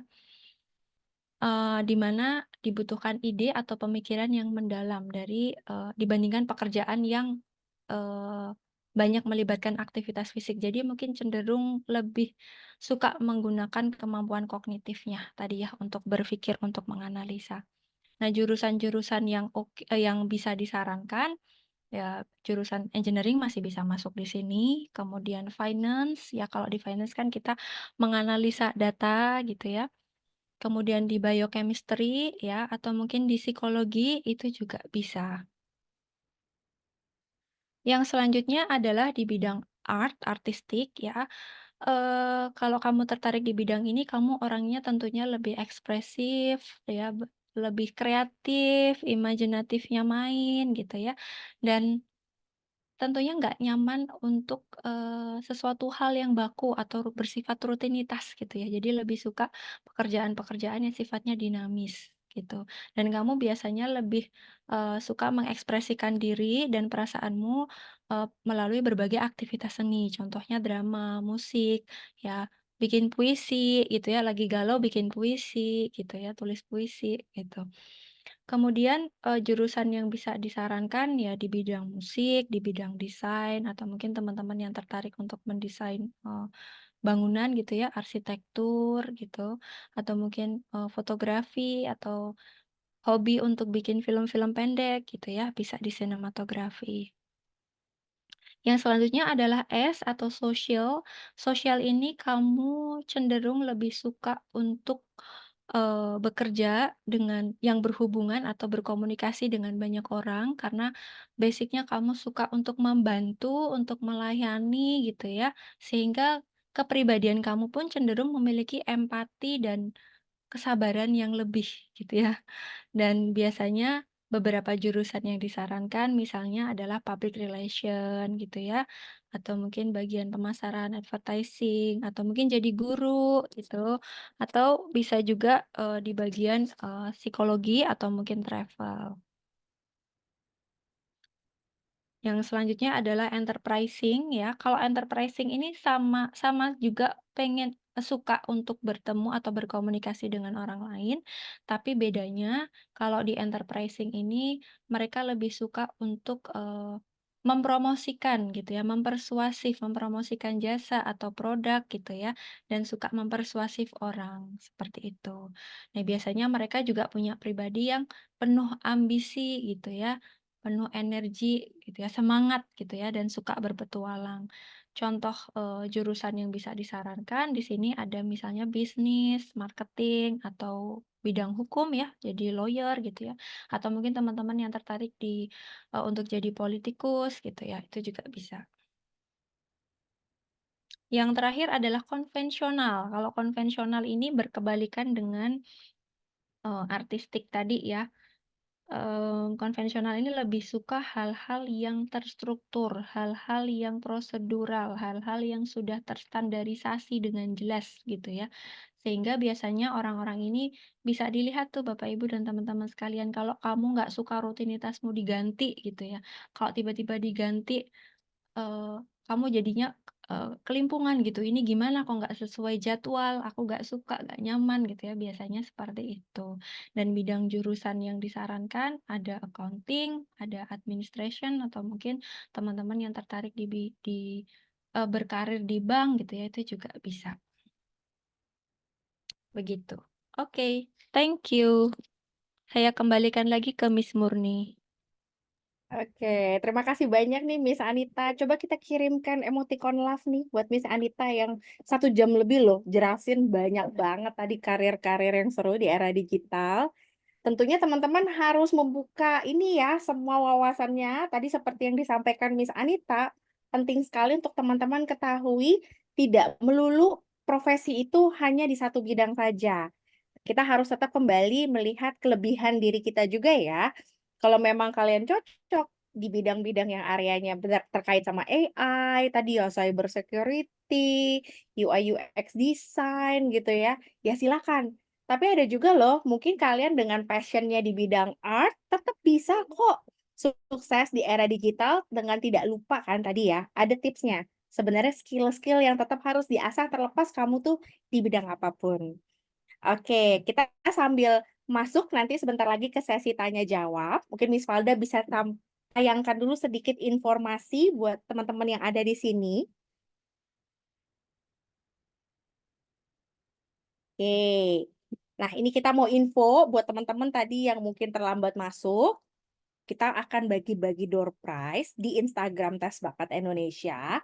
Caranya apa? Pastikan bahwa Bapak, Ibu, dan teman-teman sekalian di sini boleh screenshot tentang event ini, atau mungkin bisa cerita tentang materi yang tadi disampaikan oleh Miss Anita. Nah, bagi aja kesan-kesannya, dan jangan lupa di-posting dengan tag dan juga follow ya akun Tes Bakat Indonesia dan Moni Christian. Nanti diumumkan di hari Senin siapa yang berhak mendapatkan door prize voucher GrabFood dari Tes Bakat Indonesia. Nah, sebelum kita masuk ke sesi tanya jawab, Bapak Ibu, saya juga mau undang Bapak Ibu untuk open kameranya, videonya, kita mau foto bersama-sama nih gitu dengan Miss Anita, narasumber kita. Boleh yuk, boleh sambil dibuka-buka. Wah, thank you nih Kak Jeremy cepet banget. Oke, Ibu Rosti, thank you. Kak Brian, how old are you, Brian? Aduh, masih kecil banget loh. Luar biasa ya, aku senang deh kalau ngelihat ada yang masih usianya muda, tapi pengen dapat ilmu. Nggak harus nunggu kelas 12 ya, baru kepepet pilih jurusan. Itu salah. Nah, oke, kita lihat nih ada yang buka-buka senyum-senyum. Yuk kita ambil screenshotnya, mungkin oleh Kak Elis bisa dibantu ya Kak Elis ya, untuk screennya. Oke, siap Bapak Ibu, kita ucapkan semangat. Ya, 1, 2, 3, semangat. Oke, sekali lagi 1, 2, 3 freestyle. Oh, bebas. Thank you. Oke, untung udah lewat masa pemilu ya. Tadi jari-jarinya kan 1, 2, 3. Nah, oke. Saya sambil share juga Bapak Ibu, kita akan ada sesi tanya jawab mungkin sampai jam 15.30 ya atau lebih. Jadi kita bisa manfaatkan sekitar 15-20 menit untuk menjawab pertanyaan yang bisa kita bahas secara umum nih. Tapi setelah itu Bapak Ibu kalau masih berkenan mau ngobrol sama Miss Anita dan juga psikolog kami, nanti ada breakout room, jadi boleh join in buat tanya lagi di situ bisa. Atau langsung aja, teman-teman boleh loh juga masuk ke breakout room, nanti ada info test di situ boleh tanya-tanya sama tim konsultannya Tes Bakat Indonesia termasuk saya, kalau saya ingin ikutin anak saya dengan tes yang lebih lengkap tuh seperti apa sih prosesnya? Nah, karena seperti yang teman-teman sudah coba atau Bapak Ibu tadi dengerin ya penjelasannya, tipe sosial aja itu masih umum banget loh. Jadi tes yang tadi teman-teman ikuti, itu memang bisa menggambarkan minatnya dulu nih secara umum sebagai langkah awal ya. Nah, tapi kita harus kenali dulu minatnya dengan lebih detail lagi, dengan lebih mendalam. Juga kita harus kenali bakat kita dalam belajar itu di area apa, bagaimana karakteristik atau personality kalian nih dinamikanya ya dalam handling misalnya responsibility job-nya, dalam beradaptasi, itu kan penting juga loh. Kalau kita ingat tadi kan di era Society 5.0 penting banget buat kita bangun network skills juga ya.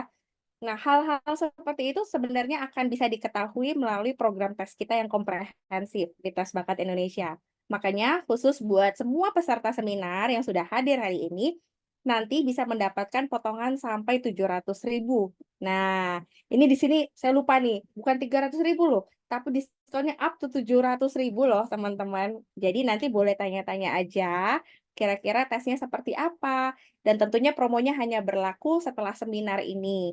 Di mana teman-teman juga nanti bisa pilih ya tanggal tesnya kira-kira mau datang ke kantor kami atau mau ikut tes online-nya kapan itu nggak apa-apa, bisa diatur belakangan. Oke, baik kita langsung aja yuk ke sesi tanya jawab. Silakan teman-teman titipkan pertanyaannya ya. Oke, ini sebenarnya dari penjelasannya Miss Anita, saya juga sudah dapat nih Miss Anita beberapa DM ya yang masuk ke saya gitu. Nah, di sini ada salah satu pertanyaan dari orang tua yang menurut saya sangat mewakili nih ya, kecenderungan orang tua zaman sekarang, gitu. Di sini ada pertanyaan dari salah satu orang tua di kota Yogyakarta, ini minta dianonimkan ya, tidak disebut namanya. Dia bertanya, "Miss, kalau anak saya memang saya lihat sangat suka bermain games, malah mungkin arahnya sudah seperti kayak kecanduan ya, main games online. Kalau saya arahkan dia untuk, ke jurusan-jurusan yang ke games itu, kira-kira hal-hal apa yang saya harus pastikan dia tuh cocok sama itu?"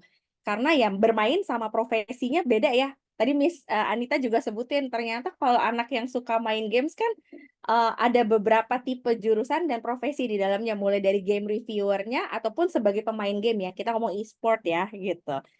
Nah mungkin Miss Anita bisa kasih tips, biasanya harus punya kelebihan atau bakat minatnya di area apa sih buat mereka yang ingin berkecimpung karir di bidang games, seperti itu. Silakan. Oke, terima kasih Miss Murni. Saya coba jawab ya. Oke, kalau kita berbicara mengenai game tadi di beberapa jurusannya, aku boleh sambil lihat slide-ku ya, Miss ya. Iya. Heeh. Tapi aku lihat di sini aja. Oke. Jadi tadi kan ada beberapa contohnya tadi ada game reviewer gitu ya, ada tadi game programming atau mungkin game designer gitu ya. Mungkin Bapak Ibu pertama-tama dulu eh, jadi temannya si anak dulu lah. Kadang kalau anak-anak itu kan dikepoin kamu suka main game apa itu kan nggak suka gitu ya Miss ya. Jadi kita perlu kenalan dulu mereka tuh lebih suka main game apa kan banyak sekali ya game dari aplikasi kah atau mungkin game apa komputer kah gitu ya.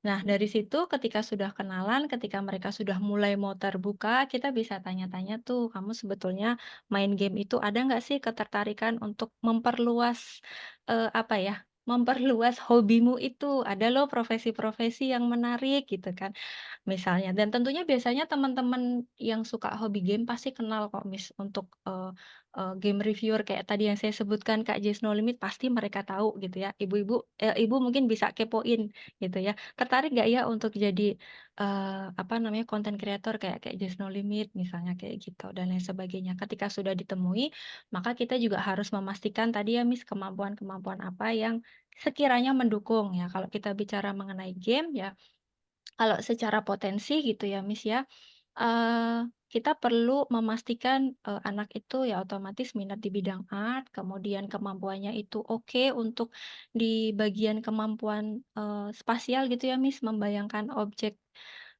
apa namanya, objek 2 dimensi dan 3 dimensi. Karena kalau untuk mendesain gamenya tadi kan dia harus pinter di bagian itu. Kemudian dia juga, setidaknya di bagian matematikanya juga bagus gitu ya, karena kalau dia mau mengarahkan ke bagian programming, ya otomatis kita kan bicara terkait coding gitu. Dan tentunya setidaknya kemampuan, verbalnya gitu ya, dia bisa memahami inti informasi dengan bagus, belajar itu cukup oke, cukup cepat gitu ya, itu juga perlu dipastikan. Nah, kurang lebihnya seperti itu, tapi tentunya untuk mengetahui detailnya, aspeknya itu dia sejauh apa, ya kita butuh psikotes gitu, Miss. Wah, oke, thank you Miss Anita untuk jawabannya. Jadi balik lagi ya, tergantung secara spesifik di hal apa sih yang bikin dia tertarik sama dunia games ya, gitu ya. Betul. Apakah dia suka dengan desain dari games itu ya, kita kalau ngomong desain juga ada yang secara visual, berarti sukanya desain gambarnya gitu kan Mhm ya. mhm. Atau mungkin lebih ke desain dari gamesnya sendiri tuh yang, oh kok kayak ini ternyata ada level-level yang complicated ya, itu ada ilmunya juga ya, gitu ya. Atau mungkin ya lebih terkait dengan coding dan pembuatan games itu sendiri juga ya, Miss, ya. Jadi tentunya teman-teman, bisa explore dulu, cari-cari informasi tentang karir tadi, sambil evaluasi diri, kira-kira saya tuh punya bakat di area apa, ya tadi yang disampaikan oleh Miss Anita. Oke, thank you nih. Kita masuk ke pertanyaan kedua ya. Ini cocok banget, sebenarnya masih nyambung. Karena tadi kan misal di awal contoh pertamanya karir yang kayaknya kita tahu ya di era digital yang mungkin ya masih trending sampai dari beberapa tahun sampai sekarang dan ke depan adalah computer science. Bener nggak sih, Miss Anita?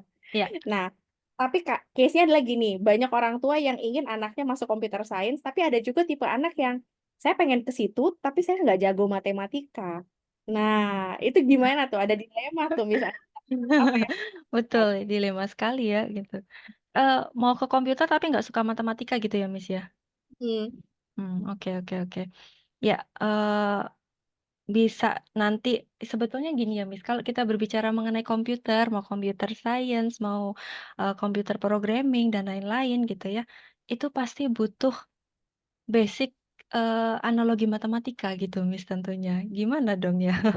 Jadi mungkin, bisa apa ya, dicarikan alternatif lain mungkin ya, misalnya ke web design gitu ya. Jadi tetap mempelajari coding, tapi mungkin codingnya lebih minim gitu, Miss, ya, daripada tadi computer science. Atau mungkin juga bisa didiskusikan lagi tuh, dikomunikasikan lagi ke orang tua ya. Mungkin teman-teman punya, proposal gitu ya, proposal jurusan yang lain, list-list yang lain, "Gini loh, papi, mami," gitu ya, "ada beberapa jurusan yang aku pertimbangkan." Dan tentunya biasanya kan orang tua mempertimbangkan ke depannya gimana gitu ya, Miss, ya, karirnya gimana gitu ya. Mungkin kita bisa memberikan edukasi singkat ke orang tua kita, seperti itu sih, Miss. oke, baik. Berarti sebenarnya kalau saran dari Miss Anita, coba kita evaluasi lagi ya. Mungkin bagi si anak juga belum terlalu mengenal apa sih yang jadi bakat.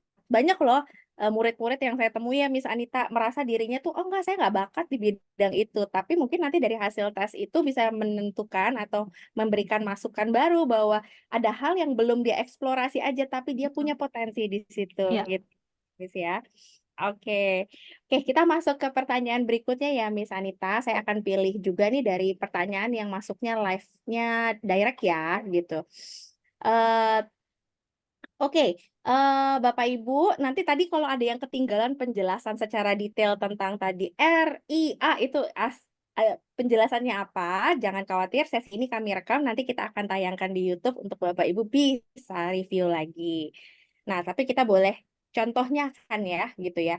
Di sini ada pertanyaan dari Bapak Agus di Yogyakarta. Jika anak saya ingin masuk jurusan bioteknologi, ini cenderungnya harus punya karakteristiknya I, R, atau E-nya. Nah, I, R, bioteknologi atau E? science ya sebenarnya ya. Oke, silakan Miss. Bioteknologi ya? Oke.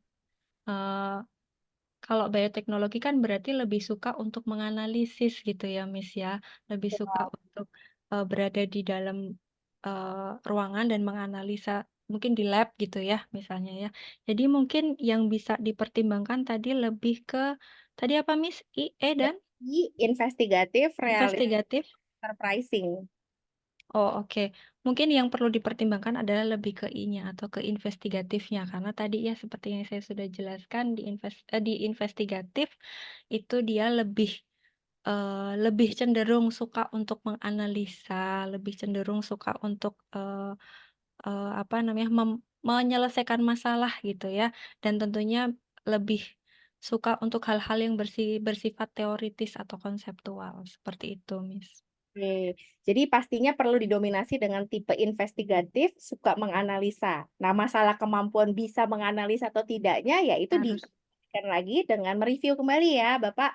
Jadi selama ini kalau anaknya dalam pelajaran-pelajaran yang harus banyak analisis, sebutlah matematika, fisika gitu ya, itu bagaimana seberapa cepat sih dia belajar dan menangkap dan juga solve problemnya. Nah, itu biasanya terukur juga sih lewat rangkaian psikotes atau tes IQ kita bilangnya ya. Untuk kemampuan menganalisis yang baik itu di posisi seperti apa nih saat ini ya kecenderungannya bagi putra atau putrinya Bapak Agus. Oke, mudah-mudahan terjawab ya. Kita masuk ke pertanyaan berikut dari Surabaya nih oleh Ibu Liu Siana. Nah, di sini anak saya kayaknya ada ketertarikan ke accounting, tapi saya tahu dia anaknya nggak teliti. Wah, itu bisa nggak ya tuh Miss Anita? Kayaknya kalau jadi accountant kayaknya udah salah satu karakteristik yang utama banget ya. Harus teliti, detail, accurate, systematic gitu ya. Mungkin tipenya tadi C ya. Ada C dan I juga gitu ya, Miss Anita. Tapi kalau nggak bisa gimana ya? Oke, oke, oke. Baik, baik, baik. Ya. Tapi hasilnya tadi C sama I ya, Miss ya? Oh, belum, tidak Oh, belum. diinfokan. Belum diinfokan. Oke, baik. Oke. Accountant anaknya nggak teliti. Nah, Oke, oke, oke. Baik, kalau kita bicara mengenai personality gitu ya Bapak Ibu dan teman-teman sekalian, bisa tuh, apa namanya, kita tingkatkan atau kita optimalisasikan gitu ya, Miss, ya. Kalau selama ini misalnya tingkat ketelitiannya kurang gitu ya, kita bisa cari cara untuk gimana supaya, apa namanya, dalam mengerjakan tugas misalnya tidak terburu-buru dan membiasakan untuk mengorganisir tugas-tugasnya dengan baik, kemudian bisa diteliti kembali gitu ya. Jadi, basic-nya itu bisa dilatih sebetulnya. Nah, kembali lagi kemampuannya atau potensinya sesuai nggak dengan jurusan yang diminati itu, gitu, Miss. oke, jadi memang tetap harus dievaluasi dengan lebih luas ya, Bapak Ibu. Sekali lagi tadi eh, bagaimanapun juga tes singkat yang tadi diikuti dengan kode-kode unik tadi itu bisa memberikan gambaran utama terlebih dahulu. Tapi memang kita banyak hal lain yang harus dipertimbangkan dan biasanya kita butuh observasi gitu ya dari kegiatan anak sehari-hari. Juga bisa lewat tes yang lebih objektif seperti tes bakat. Dan di salah satu tes kepribadian kita, salah satunya juga mengukur ketelitian anak ya, Miss ya, Ya, gitu. betul. Kegiatan kerjanya, ketelitian, daya tahan stres, itu adalah informasi-informasi yang bisa diketahui orang tua terhadap anaknya. Tapi kalau saya dengar katanya sebenarnya kemampuan kepribadian kita ya, area-area kepribadian kita itu sesuatu yang bisa dilatih ya, Miss Betul. Anita. Ya, betul, Miss. Bisa dioptimalkan lah, bisa kita asah kembali gitu ya. Nah, tentunya kita pakai trik-trik yang bisa kita lakukan nanti ya supaya bisa mengoptimalkan itu. Oke, baik. Jadi balik lagi dengan mengetahui kita kan bisa mengantisipasi terlebih dahulu tadi gitu ya. Atau ya mungkin kita akan coba cari alternatif lain ya yang nggak terlalu menyulitkan si anak yang memang ketelitiannya mungkin di situ buruk banget gitu ya, Miss ya. Oke. Supaya balik lagi ke prinsip dari diagram strength yang tadi Miss Anita share gitu ya. Jangan sampai gitu kan ngambil jurusan yang ternyata nggak didukung potensi, kita kayak jatuhnya ngerepotin orang lain ya. Jadi kan harus ada yang kerjaannya terus ya. Gitu. Oke, oke. Baik, Miss Anita nih saya lanjut ke pertanyaan yang masuk ke dalam DM saya. Di sini ada pertanyaan yang menarik sekali gitu ya tentang AI. Menurut Miss Anita, adakah pekerjaan yang benar-benar aman dari perkembangan AI saat ini? Karena saya pernah dengar bahkan AI aja dipakai oleh mahasiswa kedokteran dan hukum. Nah, bagaimana saya tahu kalau one day profesi saya mungkin tidak dipakai. Kayaknya kita juga tahu ya, Bapak Ibu mungkin di sini sering juga yang memanfaatkan teknologi AI-nya gitu ya untuk bikin skrip yang mungkin Iya, sederhana gitu atau pakai desain ChatGPT gitu ya. ada gitu ya. Nah, tapi gimana nih Miss, kalau untuk anak-anak yang ya mungkin gitu ya tipenya kalau kayak saya tipenya gaptek nih gitu, nggak terlalu into sama teknologi, nanti caranya gimana biar saya nggak kebablasan nih? Oke oke oke, terima kasih, Miss. Jadi sebetulnya, yang perlu kita, pahami dulu ya Bapak, Ibu, dan teman-teman sekalian bahwa AI itu kan ada untuk tadi membantu kita, membantu, meringankan beberapa pekerjaan kita. Contohnya mungkin pekerjaan-pekerjaan rutin kayak misalnya membuat laporan atau mungkin kita butuh ide skrip gitu ya, Miss, ya. Itu juga kita bisa manfaatkan. Tapi kalau tadi Miss Murni singgung terkait, lawyer atau dokter gitu ya. Memang sih ada beberapa bagian, pekerjaan yang memang dibantu dengan AI gitu ya, tapi kalau Bapak, Ibu, dan teman-teman perhatikan, kita nggak mungkin dong misalnya nanya, apa namanya, diagnosa itu ke AI, "Aku sakit sakit apa ini? Sakit kepala apa ini?" Itu kan nggak mungkin gitu ya. Mungkin AI hanya bisa membantu tadi sekedar untuk, apa, janji temu dengan dokternya gitu ya. Tapi kalau untuk terkait diagnosis secara detail gitu ya, itu otomatis kan tetap butuh kita sebagai profesinya, sebagai manusia gitu ya, untuk memberikan, diagnosis secara langsung ke klien. Karena kalau kita bicara mengenai, sebuah penyakit gitu ya, gejalanya bisa sama, Miss, tapi ternyata penyakitnya beda gitu ya. Kalau kita pakai AI semua kan bahaya gitu ya, dan tentunya itu tidak bisa digantikan gitu. Begitu juga dengan lawyer, kalau kita ngadepin klien, presentasi untuk, apa, case-case dari klien gitu kan tentunya kita tidak bisa mengandalkan AI. Jadi sebetulnya ya jangan khawatir ya Bapak, Ibu, dan teman-teman sekalian, karena kalau kita memang makin expert di bidang itu ya otomatis kita juga tidak akan bisa, diganti gitu ya. Dan teknologi sebetulnya sifatnya hanya sekedar sebagai tools untuk membantu meringankan beberapa pekerjaan rutin kita, gitu. Oke, wah saya suka sekali sama penjelasan dari Miss Anita. Jadi sebenarnya teman-teman, adik-adik di sini atau orang tua tidak perlu terlalu khawatir ya, gitu. Tetap saya rasa yang namanya specialty, keahlian gitu ya, itu belum bisa digantikan sepenuhnya oleh AI. Tapi AI bisa meringankan beberapa pekerjaan yang sifatnya mungkin masih di level yang basic banget ya. Tadi ya, untuk bantu-bantu kita dalam sebuah sistem supaya lebih mudah, lebih cepat. Makanya kita lihat juga walaupun sudah ada mesin AI pembuat desain, tapi desainnya nggak jadi film sekelas Hollywood yang untuk ini ya, Marvel tadi yang dianterin sama Miss Anita, enggak ya, gitu kan.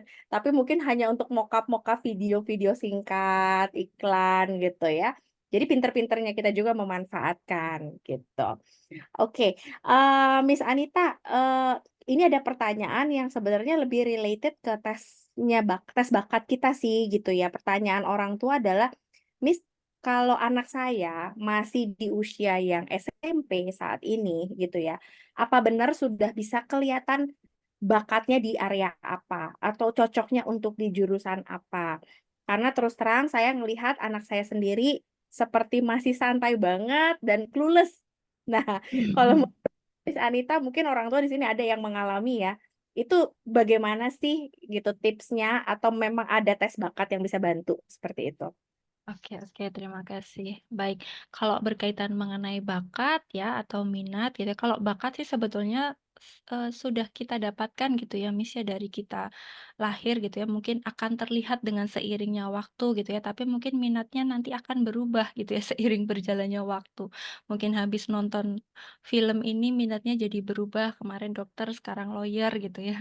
Nah, tentunya Bapak Ibu, bisa untuk, melihat apa namanya, bakat anak itu misalnya bisa dilihat dari, selama ini, sejauh ini ketika sekolah gitu ya, Miss, ya, dia lebih enjoy di mata pelajaran apa, atau lebih banyak mendapatkan nilai yang bagus gitu ya, itu di area apa gitu ya, itu bisa kita jadikan, patokan awal sih ya. Kemudian kalau terkait minatnya ya tentunya, kita bisa eksplorasi lagi dengan bantuan tadi psikotes. Nah kalau berkaitan dengan tes ya, di usia tersebut di Tes Bakat Indonesia kita bisa kok ya Miss ya untuk melakukan, eee psikotes gitu ya untuk melihat, potensi dan, minatnya seperti itu. Mungkin untuk lebih jelas tesnya apa mungkin nanti bisa dijelaskan kalau mau ketemu di breakout room gitu ya, Miss, ya? Ya boleh. Jadi Bapak Ibu tadi yang bertanya-tanya tentang ini nanti boleh masuk ke breakout room aja untuk dibantu oleh tim konsultan tes bakat Indonesia. Bapak Ibu bisa tanya, tapi mungkin biar nggak penasaran saya kasih share sedikit gambaran seperti apa sih hasil reportnya gitu ya Bapak Ibu. Ini dari salah satu paket tes penjurusan dan merupakan paket yang paling favorit namanya Ultimate You. Yang dites itu adalah Bapak Ibu bisa lihat, ternyata kita juga cari tahu tentang potensi belajar anak. Bagaimana responsnya saat dia menghadapi tugas. Jadi areanya udah ke kepribadian tadi seperti ketelitian daya tahan, psikososialnya beradaptasi, gaya belajarnya, career personality ini mirip seperti yang tadi barusan kita jelaskan ya dalam free test kita. Dan yang terpenting adalah passion juga nih, supaya nanti Bapak Ibu bisa dapat penjelasan yang benar-benar detail, kenali, bukan cuma sekedar, "Oh anak saya tipenya S nih." S tuh kan bisa dokter, bisa sosial, bisa pariwisata, apapun yang memang sifatnya melayani orang ya Miss Anita ya. Tapi kita lihat aja passion-nya mau di bidang apa yang paling tinggi. Jadi tidak nebak-nebak lagi gitu ya, karena ini punya akurasi yang lebih tepat. Nah, nanti psikolog kami biasanya mengkombinasikan minat-minat yang spesifik ini dengan kemampuan IQ-nya dan segala macam, sehingga nanti akan ada saran yang unik banget untuk setiap anak. Jadi kita bisa lihat ada beberapa contoh ya, ternyata anak ini punya loh beberapa bakat yang bisa dieksplor. Contohnya kalau mau belajar bisnis arahnya ke manajemen dan entrepreneurship. Kalau dia mau ke computer science, dia pun juga tetap bisa bakatnya di sana dan bisa coba bidang seperti AI, computer programming ataupun information technology. Dan tes ini sebenarnya bisa diikuti mulai dari siswa-siswa di kelas 8 dan sudah berusia 14 tahun. Kalau memang belum 14 tahun, kita ada paket yang berbeda lagi yang disesuaikan dengan kelompok usianya. Jadi Bapak Ibu jangan khawatir, ini nanti bisa tanya lebih lanjut ya. Apalagi tadi juga sempat saya info masih ada loh potongan up to 700.000-nya. Oke. Miss Anita, ini pertanyaan terakhir dan kita tutup aja sebelum kita masuk ke breakout room gitu ya. Nanti Bapak Ibu yang pertanyaannya belum sempat saya diskusikan, boleh ketemu Miss Anita atau join breakout room untuk tanya tes juga ya. Oke, Miss Anita, ini pertanyaan penutup aja karena tadi ada beberapa pola pertanyaan yang menurut saya masih mirip banget gitu ya. Kalau di antara bakat dan minat, kita ngomong tentang apa yang siswa bisa dengan apa yang siswa suka, sering sekali tidak ketemu atau nggak matching gitu ya. Orang tua bilang, ah, anak saya bilang suka desain, saya aja nggak pernah lihat dia gambar gitu kan ya, gitu. Nah, kalau memang kita harus memilih sesuatu jurusan yang baik dan karir ke depannya, lebih baik ikuti apa yang sudah kelihatan di bakatnya, atau benar-benar ngikutin passion-nya aja, yang tadi ya, yang memberikan motivasi. Boleh dong kalau menurut Miss Anita point of view-nya bagaimana? Oke, oke, oke. Terima kasih, Miss. Ya, kadang suka gitu ya, Miss ya. Anaknya bilang aku suka ini, tapi ternyata nggak pernah dilakuin gitu ya. Karena kalau kita bicara soal minat, kadang suka-suka aja. Aku suka gambar. Tapi gambarnya masih ngejiplak gitu ya, Miss ya, bukan gambar yang bener-bener bisa dia reels dari pikirannya dia gitu ya. Sehingga Bapak Ibu kalau terkait mana yang harus diutamakan antara potensi atau passionnya, kita kembali lagi tadi ke 3 hal tadi ya, keirisan tadi gitu ya. Kita harus cari yang seimbang tentunya ya, karena mungkin misalnya gambarnya tadi nggak sesuai gitu ya, misalnya cuma minatnya aja tapi potensinya nggak ada. Mungkin ada potensi lain ya di balik itu gitu ya, sehingga tadi gambarnya bisa kita jadikan sebagai hobi gitu ya. Ya tentunya untuk mencari irisan yang tepat ya butuh butuh tadi ya, Miss, ya bantuan dari profesional gitu ya, tapi mungkin Bapak Ibu bisa nyicil-nyicil dulu deh untuk sekarang. Anak saya tuh kalau ketemu, apa namanya, kalau lagi deadline gitu ya, banyak tugas, dia kelimpungan atau bisa ngatur gitu kan, atau dia itu suka deadline dadakan ngerjainnya atau lama gitu ya, sebelumnya sudah dikerjain. Nah, itu Bapak Ibu bisa jadikan bekal gitu ya. Minatnya itu apa, di bidang apa, seni kah? Atau dia suka tadi ya, mungkin di bidang accounting misalnya, dia suka seni tapi kok dia, apa namanya, suka sesuatu yang teratur gitu kan, kan rada aneh gitu ya, misalnya seperti itu. Jadi, kembali lagi ya kesimpulannya adalah kita butuh, eee, 2 hal itu secara seimbang, porsi yang pas yang bisa kita temukan untuk anak kita, gitu. Terima kasih. Jadi cari keseimbangan porsinya ya, gitu ya. Jangan sampai hanya timpang sebelah, Makanya mungkin Bapak Ibu biasanya kami pun kalau sebagai di sini ya Miss Anita dan rekan-rekan psikolog tes bakat Indonesia dalam memberikan analisa dan juga memberikan konsultasi. Karena biasa habis tes tuh ada konseling sama keluarganya lagi loh sama si anak juga supaya wawasannya tepat ya Miss Anita ya. Nah, itu biasanya selalu dipaparkan tuh gitu ya. Kelebihan-kelebihan dan weaknesses setiap anak seperti apa gitu kan ya. Nah, porsi yang pas itu adalah ya ketika psikolog pun juga memberikan saran yang sesuai strength terkuat-terkuatnya dulu gitu ya. Tapi juga masih masuk ke area minat anak. Apalagi ternyata ini ya Miss Anita ya, kalau di webinar pertama kita selalu sebut jurusan itu ada lebih dari 1.800. Ya masa sih nggak ada yang cocok sama minat anak, pasti ada. Mungkin belum tahu aja gitu anaknya ya. Makanya tes itu juga fungsinya adalah untuk membuka wawasan dan eksplorasi anak di awal. Oke, Bapak Ibu, sesi pertanyaan tadi yang umum kita akhiri sampai di pertanyaan tadi. Terima kasih banyak Miss Anita untuk pemaparannya. Dan Bapak Ibu juga tadi bisa lihat ya, kami sudah buka breakout rooms. Di sini ada 2 yang konsultasi. Nanti Miss Anita silakan langsung joinin aja karena breakout room ini bisa bebas dipilih. Bapak Ibu mau masuknya ke breakout room yang mana? Apakah konsultasi boleh tanya-tanya sama Miss Anita atau mungkin mau tanya tentang program tes bakat nanti akan dibantu oleh Miss Niken, ada juga dibantu di sana. Dan ingat Bapak Ibu, kita juga ada promotion ya, ada diskon up to 700.000 buat Bapak Ibu yang mendaftar hari ini. Baik, dari Tes Bakat Indonesia, saya mewakili teman-teman, Miss Anita mengucapkan terima kasih untuk kehadiran dan juga waktunya Bapak Ibu bersama siswa-siswa ya yang belajar sama-sama hari ini.